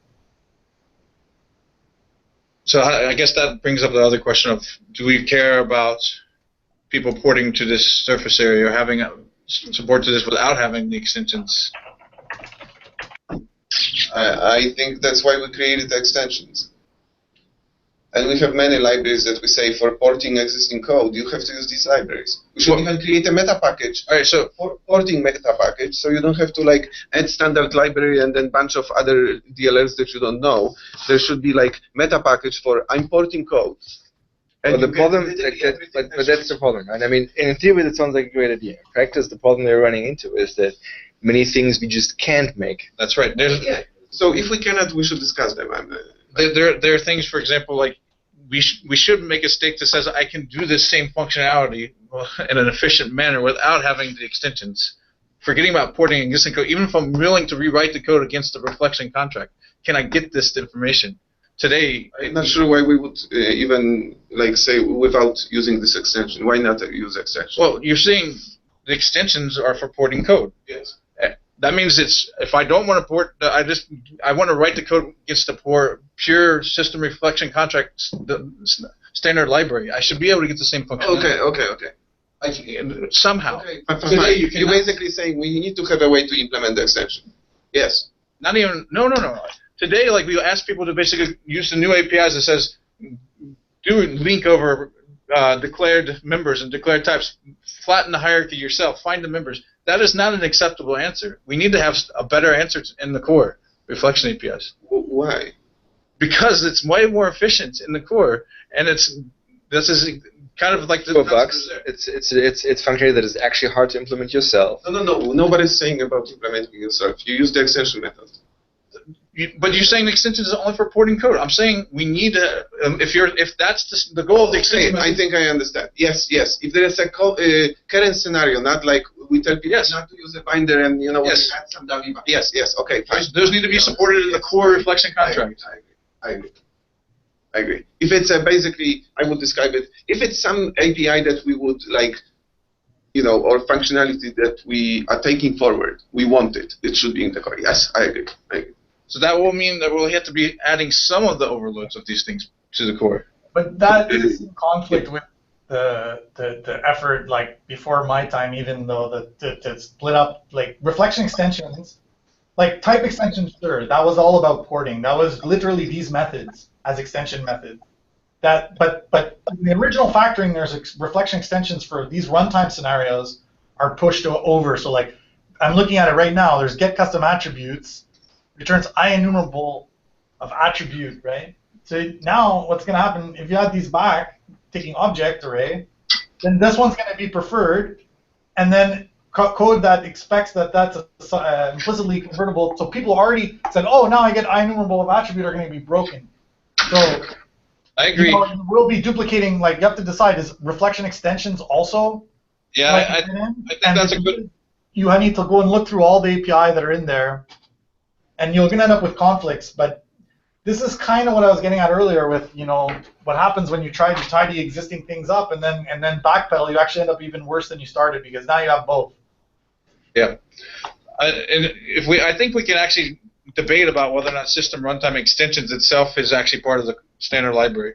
So type extensions is purely about portable porting. So if it's not, there are fundamental like runtime supported needed things and extensions, like getting the method info from a delegate and so on. No. I understand. Yes. In I think extensions, so you need to move a lot of stuff. That's all. no system runtime extensions. I agree with. I think that should be part of the core. System runtime type extensions is about porting. Is that correct, Nick? That's correct today. Yes. So I think we can basically lump system runtime extensions itself as part of the core, and if there's overlap with that guy, like the get custom attributes, I think we can. Well, that overlap should be okay because the methods are literally the same in type extensions because that was the goal. The type extensions has some core concepts that are resurfaced, and so they conflict with things you add back to it. That's what I'm saying because they may have slightly different signatures, and now they're both going to be there, and that may cause ambiguities or confusion, or it could break people who have already ported, but it could So if you take that stance, then for example, get custom attributes is already in reflection extension. Like reflection extensions can't be implemented as a portable library. It already has things like getting the delegate of creating a delegate from a method info or something. It's like you don't do that yourself, right? Like Agreed. Right? Yeah, I think runtime reflection extensions itself can be part of the core, and we shouldn't duplicate types within that. But type extensions, we do need to be careful that we don't overload things where people do reference it. We get weird different behaviors as well. Because one is basically part of the core and the other one is temporary or something. Yeah. So we have get custom attributes, and the only difference is it returns enumerable of. Attribute. Well, then we cannot add these members. Correct? Yes, that's basically where we're landing. Is we won't be able to add these without conflicting with those. And also, is there a reason to add those? No, I think there's no reason to add these. Yeah. We have full. I don't even think anyone's asked me about these because they've always just compiled and they're fine. Do we actually have the one that takes the bools and the attribute type? Yes, we we have do. both. I think that those are fully replaced with system reflection extensions, and there's also generic overloads of them, which basically are better in a lot of ways. So the generic ones are nice. You do get some errors though because you assume you get an array back. Like you won't get your drop-in thing where nothing breaks. Like this is an example where you don't have that, right? It returns Those are things that are very obvious. they will be like if you're doing pure binary analysis, they'll be missing APIs, but they're actually source compatible. So, but they're not source. They're not 100% source compatible. Say For each object array full and you make an assignment. You have to add 2 array, but fine. You just add 2 array. Or just change your type. Copy. Yeah, I think that's fine. Get custom attributes data we already have, correct? It's just that's on. Yeah. Is it? Yep. Get custom attribute, right? Get custom attribute data. Yeah. But that's a reflection. Reflection extension is the. Let me write it on the board. It's the compatibility thing, correct? No. Reflection extensions is considered part of core, and reflection type extensions is the compatibility. Type extensions. Compat. Yeah. Think of reflection extensions as like runtime extensions. Yeah. No. Custom attribute data. The data is not part of it. We don't have it at all? Yeah, we do. Have it, but not as extension. It's because Where do you this see one- it? Yeah, we think we have. Hang on a second. I'm not seeing it. Attribute dot member. Hang on. Yeah, we have member info dot custom attributes that returns an enumerable. The same. It's That's custom attributes, not custom attribute data. Not data. Yeah, that's yeah, what I I mean. know, but because Mitch named them differently, but custom attributes. The new API is called custom attributes on member info, and it returns an IEnumerable of get custom attribute data. They're the same API. Like this is an example of something I never would have done, but it's the same API. Just like it's a property instead of a get method, and it's So is there value is there a value in exposing it as is then? I don't know if I seen any usage of it, but I'm sure there were. I'm just saying it's duplication. But for sure. Like on member info, I mean it's an abstract API, it's a virtual API on member info, and like the highest usage we have is 0.38% or something. All right, fine. So If we got the same information exposed, I'm fine. It's like that. so it's a property, you say? Yeah, it's The new one is a property, yes, on member info. Custom attribute data, is that what it's It's called? called custom attribute, Attributes. Oh, which is really awful. Like, so now you're going to get into more problems. Like, yeah, you're gonna have it's really not great. Yep, get custom attributes, which is the runtime one. Now, we already have this, and custom attributes without the get, which is the data. And this get custom attributes data, which was deleted in favor of the one that dropped the data, which I don't think was a wise move, but Right, fine. I still don't see that method. Yeah, we add to the list of crimes you committed here. Alright, Get default members. What is that? I have no idea what that even means. so I, isn't it like the members that you could assign default attribute to them? yeah, it's for like the indexer, I think, you know, but it's like there's an attribute. It basically, there's nothing really wrong with it. I implemented it in type extensions, I think, by just parsing the custom attribute myself, like looking for it. The code from the core is pretty portable. What it does is not, if I recall correctly, what it does is not particularly magic. It's just custom Nick, do attribute. you have problems adding these type of APIs back to the core, even though they're on the extensions, if their signatures match exactly? Their signature match exactly, it should be fine. The compiler C# should be just pick should prefer the. It's only when the signatures don't match is when we have trouble, like with the custom attributes, right? If the signatures don't match, well, if they don't match in like overloadably safe ways, that's fine. But if they differ only by return type, that's bad. Okay. And if the other thing, Okay, you can't put sure, I was on the same page as you. extensions, right? Yep. Like core and extension should be okay. Okay. Have that on The default desktop. members, by the way, is just quite a bit. It's 4%. All right. Should we add it back? Yep. Get enum and name and names like an underlying type. There's enum values. I've definitely had a lot of people ask me about the various enum overloads. I now found the custom attributes. So these guys here, right? Yeah. All the enum ones? Yeah. I don't see any problem with exploding those. I mean, they're very specific, but at the same time, Yeah. I mean, What's enum name? That seems like a weird API. pass it the value and it gives you back the string name for it. So the thing is, Oh, I think, the value is supposed to be the underlying type? Yeah, that API is pretty bad. I mean, we have similar functionality on enum itself as static methods. which is, I don't know, which is, you would argue layering wise, these ones would have been better. Because I think this actually leaks reflection capabilities into system runtime the other way. But,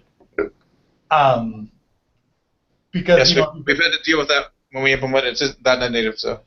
yeah, but I don't know. I think the reason, I haven't heard people complain too much about these because there are duplicates on enum, but I know I've redirected a few people to enum, but they haven't. The scenario is not blocked. This is a matter. By the way, I have no problem adding those. I would just get enum name, if we were starting from scratch, so take an ulong and long or something like this. but Yes, sir, Adam. you can be floated double too. What? You can be floated double too. Really? Oh, well. But the problem is that nobody does that ever because then the whole system. There is not a problem. There is not a problem that nobody does it. That's actually a good thing. So, by the way, like these APIs are not used that much. Like they are all less than. Yeah, I know, but I think that's worth adding. My caliber is low. I agree with Nick though on the layering. Get enum values is also bad. It returns an array. Oh, because of the same thing. It's untyped. You Yeah. could still return an object array, I guess, but no, actually, I guess the array is typed. That's the problem.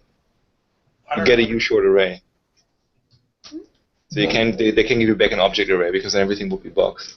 So these become more interesting when the things are extensible, right? Like most people use, myself included, use enum dot whatever. It's just I see it more often.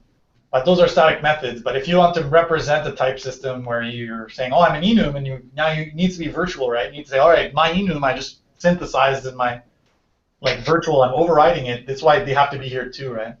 Like the other one by default has to, So, but if we're not dealing with extensibility, I'd say it's pretty low priority because I bet not many people actually use it. But yeah. As I said, they're all under 1%, so like it's not. Is there a way to add them to the compat file? Or should we? They're already on enum. The capability exists. Like, it's just Yeah, I don't know. I don't have a on strong. enum. They're exposed the same way, by the way. They return an array and stuff like that. So like the return types and the output things are the same. There's no difference. So if we were designing APIs like this today, is there a way to do it cleanly? Without boxing, and probably not either, correct? Because the underlying type is an issue. We don't have a constraint for it Sorry. or anything. You probably have to do something similar. Quite frankly, if you were to design the APIs from scratch, I would just give up on float and double-based enums and say if you do that, you should need to be If we designed APIs from scratch, not the type system. No, but seriously, like who does that? I mean, like C# doesn't know. No, I know. If we designed type system from scratch, I would design it differently. But All right, let's skip over these. These are all the same conversation with Binder for a second. I want to just go to the others. Yeah. So all right. So get event. Not all of them are. They're not all Binder, but I mean they're all in that bucket. I think we're already in agreement. Anything that doesn't have Binder in it is just coming back on the type info. Even if it hasn't, because most of them would be in the extensions also. As long as the signature matches exactly, I still think we need to bring them back. As long as there are no conflicts in return types like we were talking about. In fact, can we add that to the notes? Email just basically call out the fact that when we're bringing back APIs, make sure there are no conflicting with the existing extension methods. No conflicts. It's okay if they're exactly the same, but they can't be conflicting with each other.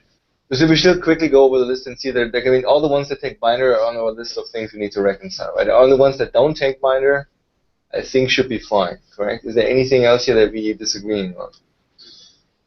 There's the interface map is an interesting one. I think there were some complications with that, but I don't remember what they were.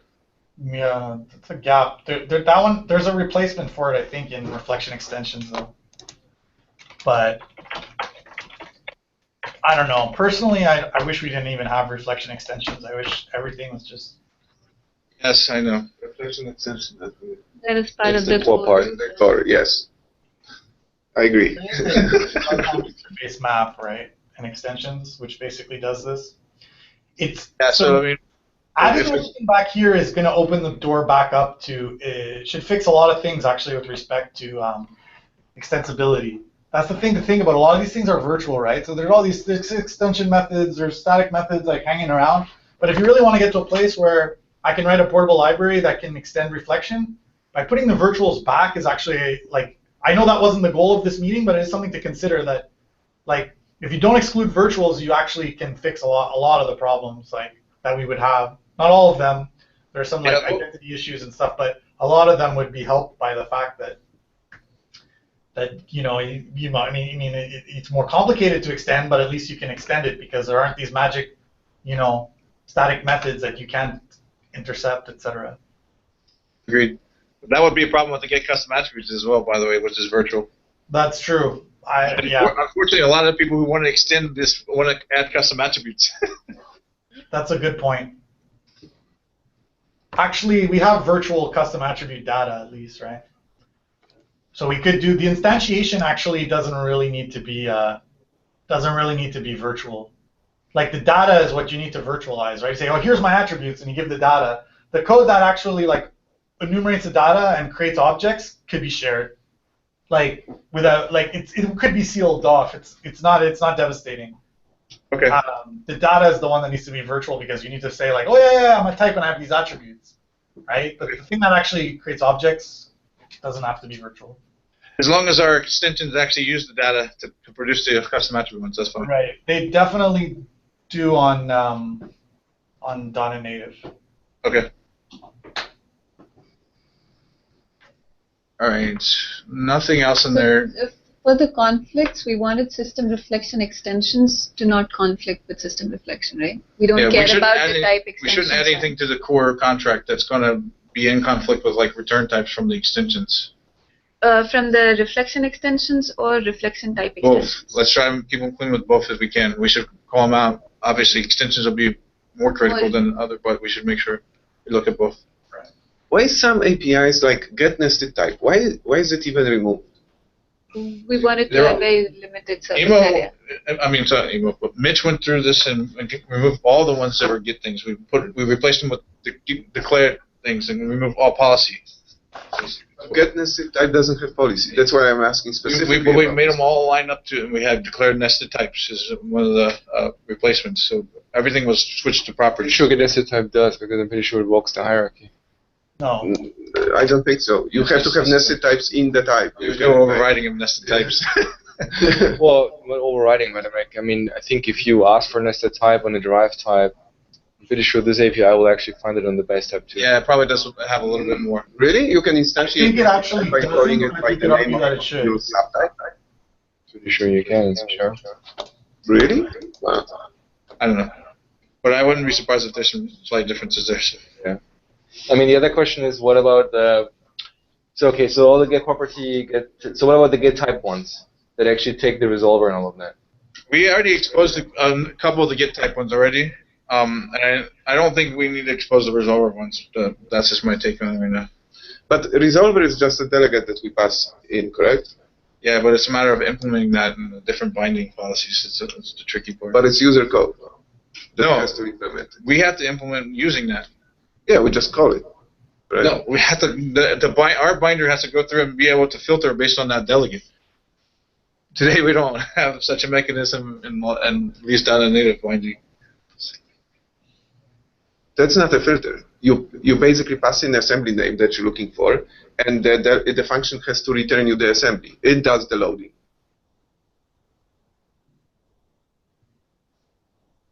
I don't remember. Yeah, maybe. Correct? Yeah, maybe. Do we have any usage data for these guys? They're all brand new, right? They would probably be very low. Are they? Yeah, I think we added them in 4.5. I didn't realize we had them. So they are used by less than 1%. And actually, most of them are used less than 0.1%.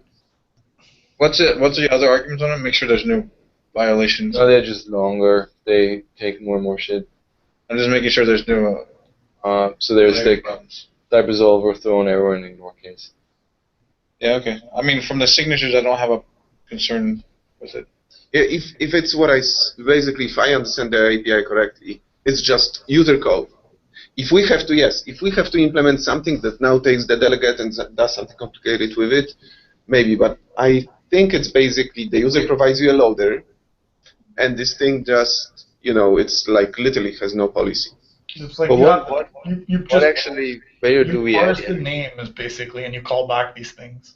Yeah, it's just a name parser. We have that code, right? We need that code to do the other get type, like to actually parse the name. But I don't know how the code is factored today, but Well, this is an interesting one. These might also help with our other problem, because right now we have this problem where people make an assumption that this also falls back to MS Correlate if it doesn't find it. And this allows people to at least kind of provide an extra hook to resolve their stuff if they still wanted to use this code path. So let me put it this way: if it's cheap to them, we should probably just add it so we are done with it. Yeah. And but these have to go on type, right? This is what I was getting at. They're statics, but yes. That's what I'm saying. That's why I was looking at the dependency layering. Type, like get type itself, those other ones are already on type. But to be fair, I mean, like if you given that they're not used a lot, right? We can still add them on type info and say, oh yeah, you happen to be one of the last. And we already have the other get type of statics are in there, so I would prefer we just keep them together, all the statics of get type together. we Well, by can't that means, like, how do you not have reflection in the core then? we can't put those on type, right? Because assembly and Oh, yeah, that's the Type dependency I was talking about. There's Sorry. assembly, like, Yeah, assembly itself is the problem there. We can't put them in type. We'd have to move them. it also seems I mean, inconsistent. given the less than 0.1% users that skip these, like It's inconsistent. The type get type is in system runtime too, right? But that's why the overloads would. That was the inconsistency. Yeah, it is. So, what are we saying? Skip for now because it's hard to do, or we don't like the fact you have to shuffle types, or I'm kind of leaning towards skip for now because I don't know that I haven't seen any scenarios. I'm fine with skipping, but I would actually just add them as static methods to type info. And with half of these being on type and half of these being on type info, that's what it amounts to. No. Which ones would be on type? So the one with the first 3 overloads basically are on type. But we can put yeah, but you can still split it and Put say them all on type info and basically say, our API We port could do that. just say use type info that get type. I mean, that's such a simple We change. could.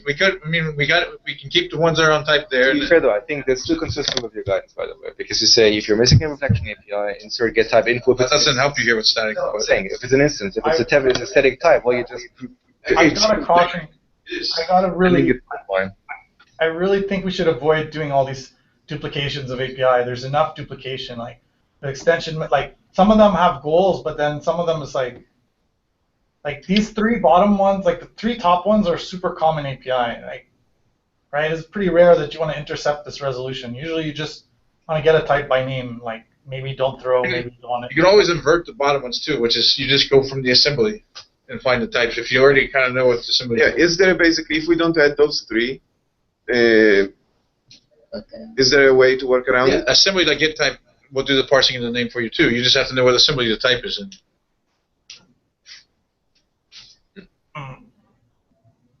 I don't remember. I think the scenario for the last one was where you had your custom types and you want to parse the name into them, but I don't remember. Honestly, I don't think duplication is quite that bad for statics because C# will not show them to you. We care about other languages other than C#.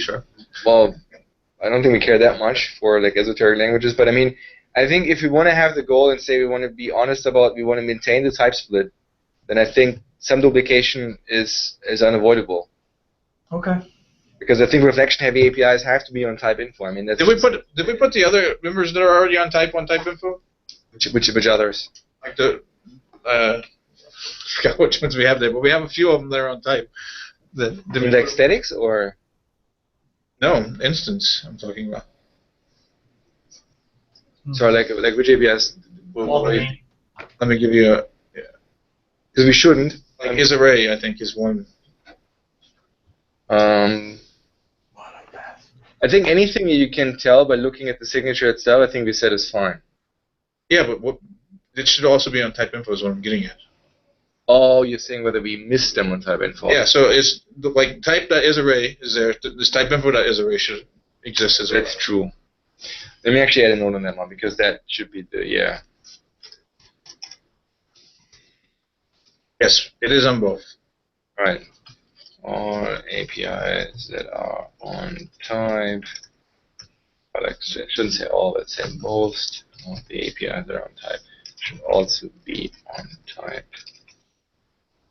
Because you're basically going to jump and you should have access to all the same things. Yeah. You shouldn't be forced to jump back and forth for sure.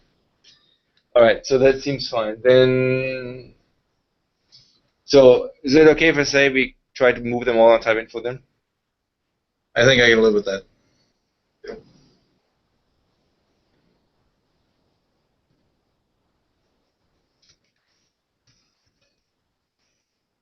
Yeah, I was going to say, it is a little funnier. Type info, I get type. I was supposed to get type info, but it's in returning a type info. But that's okay. I don't think that's. I'm not worried about it. If we use assembly.load, we cannot give our own resolution rules, right? For the assembly resolver thing, because that's what MSDN says it's being used for. You can give your own custom resolution rules. On which one? So that's what the resolver delegate does. They give them. Oh, so even assembly has something similar? You said, right, like somebody can use assembly to resolve. No, I was making an assertion that if you're calling these, you might be able to just know the assembly already, and you can call get type on it. But then you are using still runtime, the runtime's rule of loading the assembly and resolving the type. You're not Yes. using your own custom ones. Well, if you got the assembly from your own custom reflection, you could. You would still be loading the assembly using the assembly load rules of the runtime. You're going to be doing that no matter what. No. I think the bigger problem is the second delegate, right? Where given the module or the assembly, how do you find the type? But the type resolver, I don't think you have on assembly, right? You would give up on that one. Yeah, they're not a direct relation. So. Yeah, exactly. All right. So what about the get type from class ID things? They strike me as very Yeah. something we shouldn't do. Same with the proc ID ones, by the way. Yeah, I agree. Those should really. They definitely shouldn't be on type. And I'm not sure I want them on type info either. So Yeah, I think they should be in some like interrupt services com. Yeah, You they know, should. just edit this new contract. If we want to enable this scenario back, we should just edit there. In fact, we might have some of them already on there, on Marshall. Probably. So they actually use more than I thought, but the highest usage is like 7%. So I mean, it's not. I mean, to be fair, if you port your stuff to .NET Core, I don't think that's the kind of API you want to port anyway. Because I mean, how would that even work in most cases where you're running onto?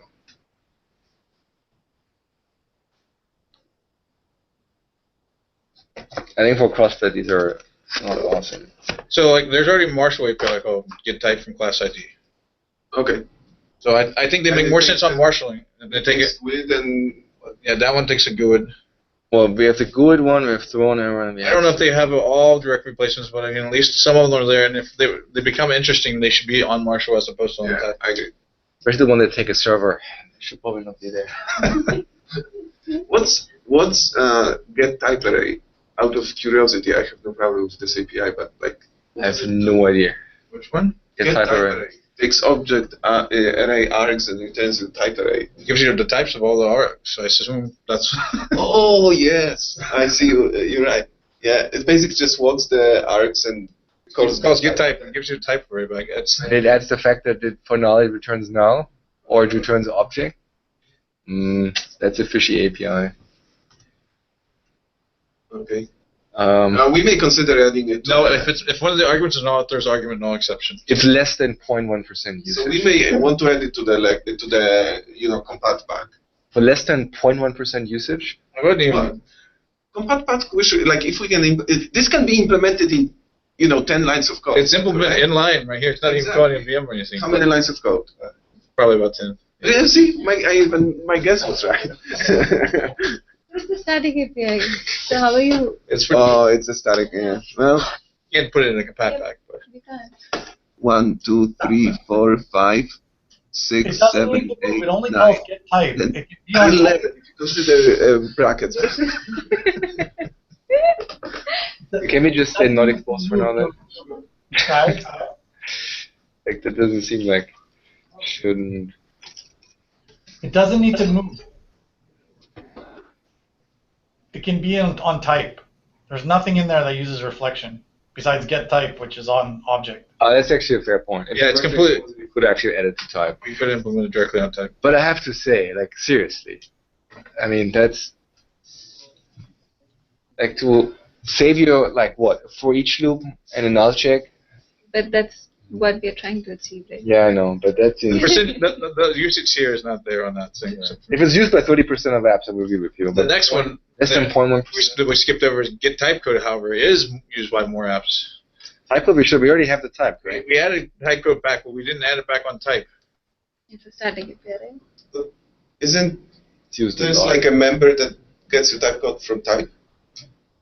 Type, So that's member type on dot type. Not, we didn't add it. No, I'm saying on type. Instance member. Oh, There is a type code. Yeah, I thought there is a way to get type code from type. apparently it's not. Right? Seriously? We're looking at the get type code right there. This is type. No, there's no type code property if you ask that, and still no get type code that takes it's static. I was using it in You're probably using in the the static format API. library, but maybe I'm mistaken. Maybe I was. I don't know. No, the question is, do we add type code to in reflection, or where did we added it in system runtime, right? Because we had to implement it for iConvertible. Did we put iConvertible in system runtime? We had to because we implemented it on all the primitive types. So that means we should just expose this too, or static on type. It seems like there's no. There was already a bug on it. It was on a work item. Okay, there must be a way to get type code from type somehow. I use this API. Okay, in .NET Core. It's probably an extension pack. But if it's an extension pack, we may not be able to. Yeah, this is a static. Well, yeah, that's It's a static API. It wouldn't be in the extension. There's a convert.get type code. No, I would never use convert. Well, convert is not better than iConvertible. Exactly. I agree with you. It's not. All right. Did you make a note to put that on type?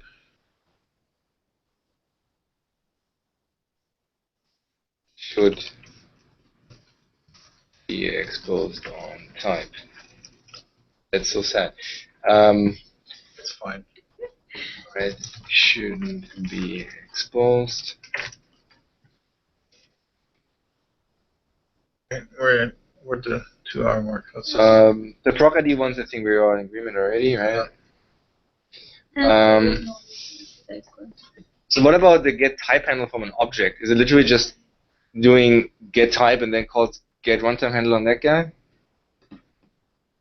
Because that's so.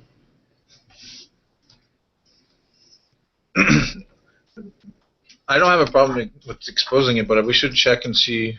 We should check with Addy about this because I remember there was some weirdness with the type handle stuff. I wouldn't be surprised if it actually does something differently when it's actually. I wouldn't be surprised if it is a runtime handle, it just returns itself, for example.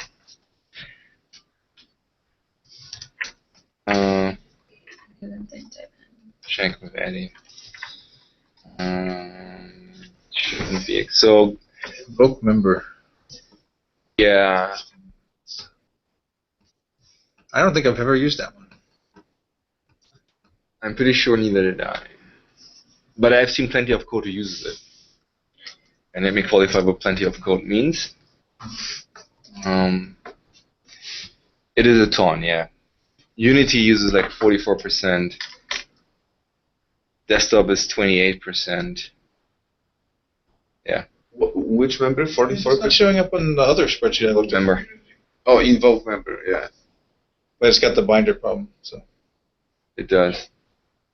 It's basically just a shorthand to not do get member and then calling invoke on it, right? So I mean, it is actually a useful API.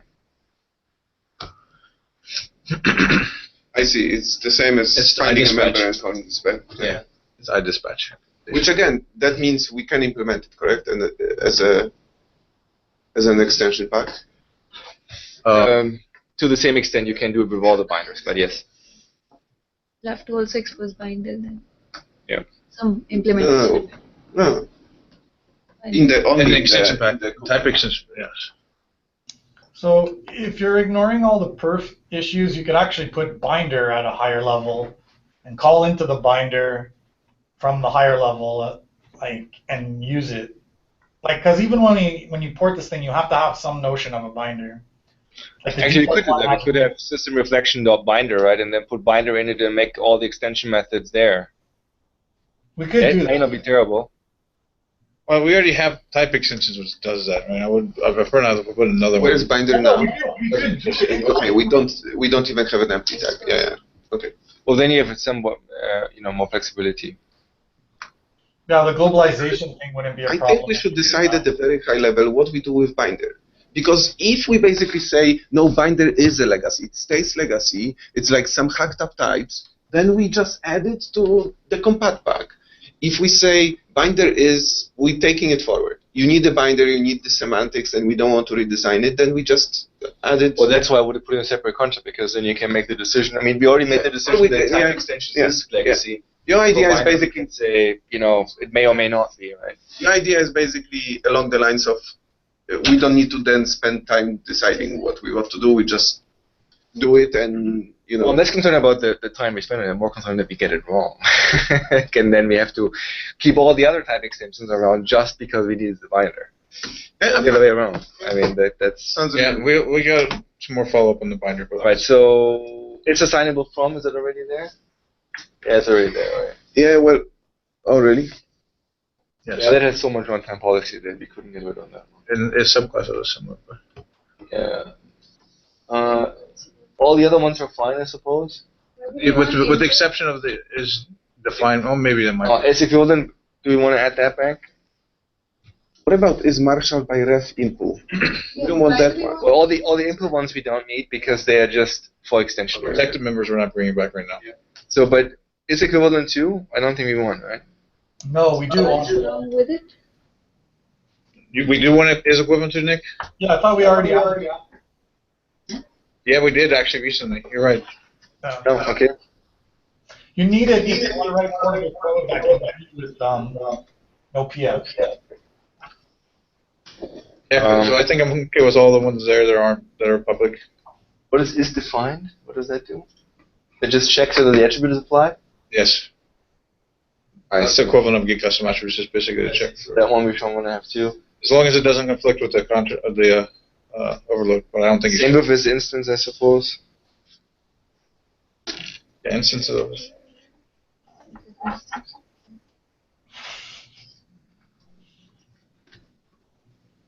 Its instance of type is on type extensions.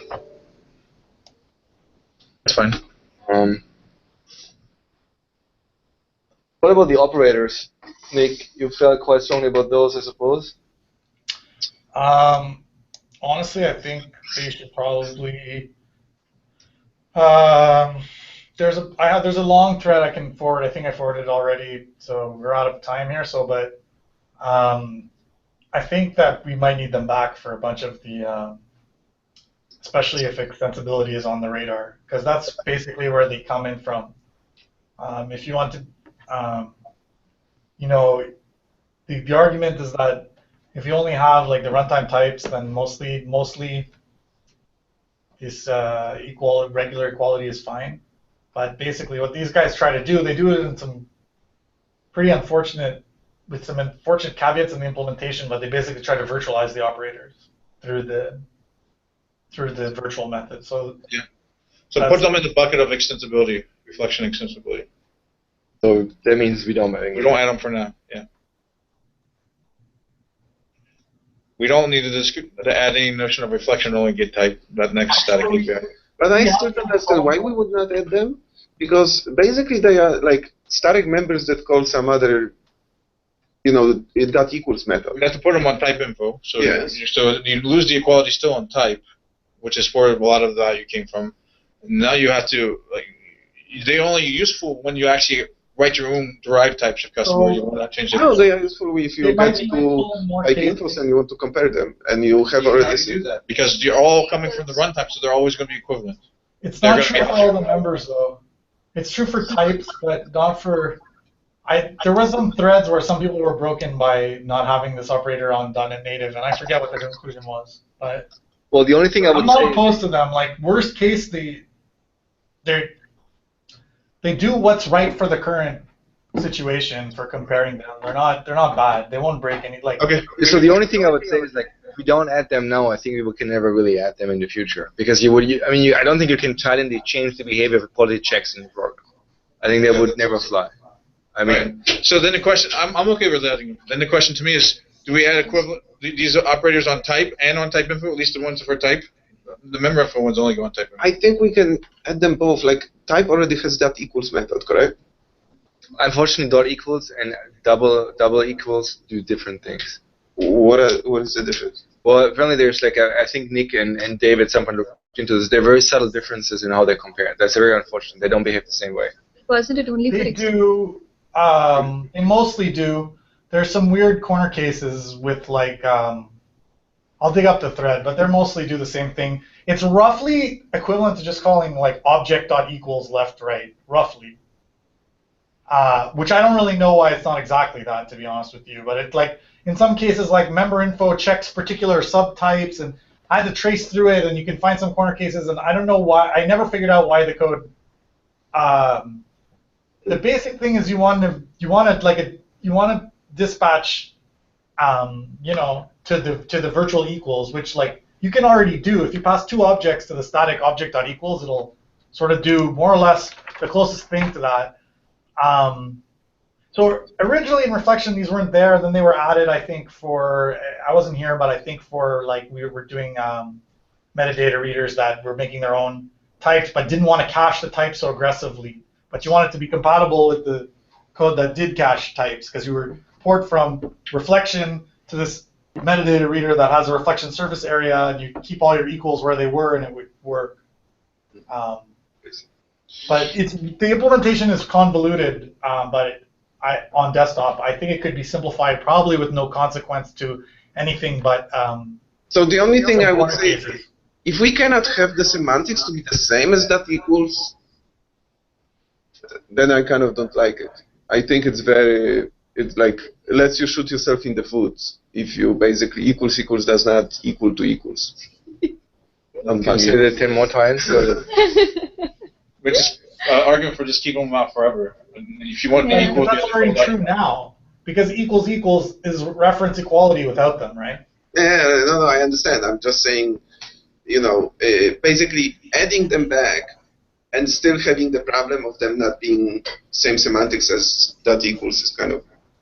So Not- for all intents and purposes, they are the same semantics as dot equals. Yeah. There's some Unless things you that I don't understand in the implementation that only trigger in corner cases where you have, that honestly, I have to dig up the thread now, but honestly, for all intents and purposes, that's what they do is they let you make your own type, override equals, and then people who have code that are using your types with equals can get your equals instead of reference equality. That's what they do. So if we are willing to basically say we are basically breaking behavior in some corner cases, and we just add those operators and delegate to that equals, I think that would be maybe good way to go because, for majority of the people who just port code and they use equals, if they don't run into the corner cases, it will just compile work, and then we will have an API that actually follows our guidance. Yeah, our guideline is to say call equals with the operator. Exactly. Yeah.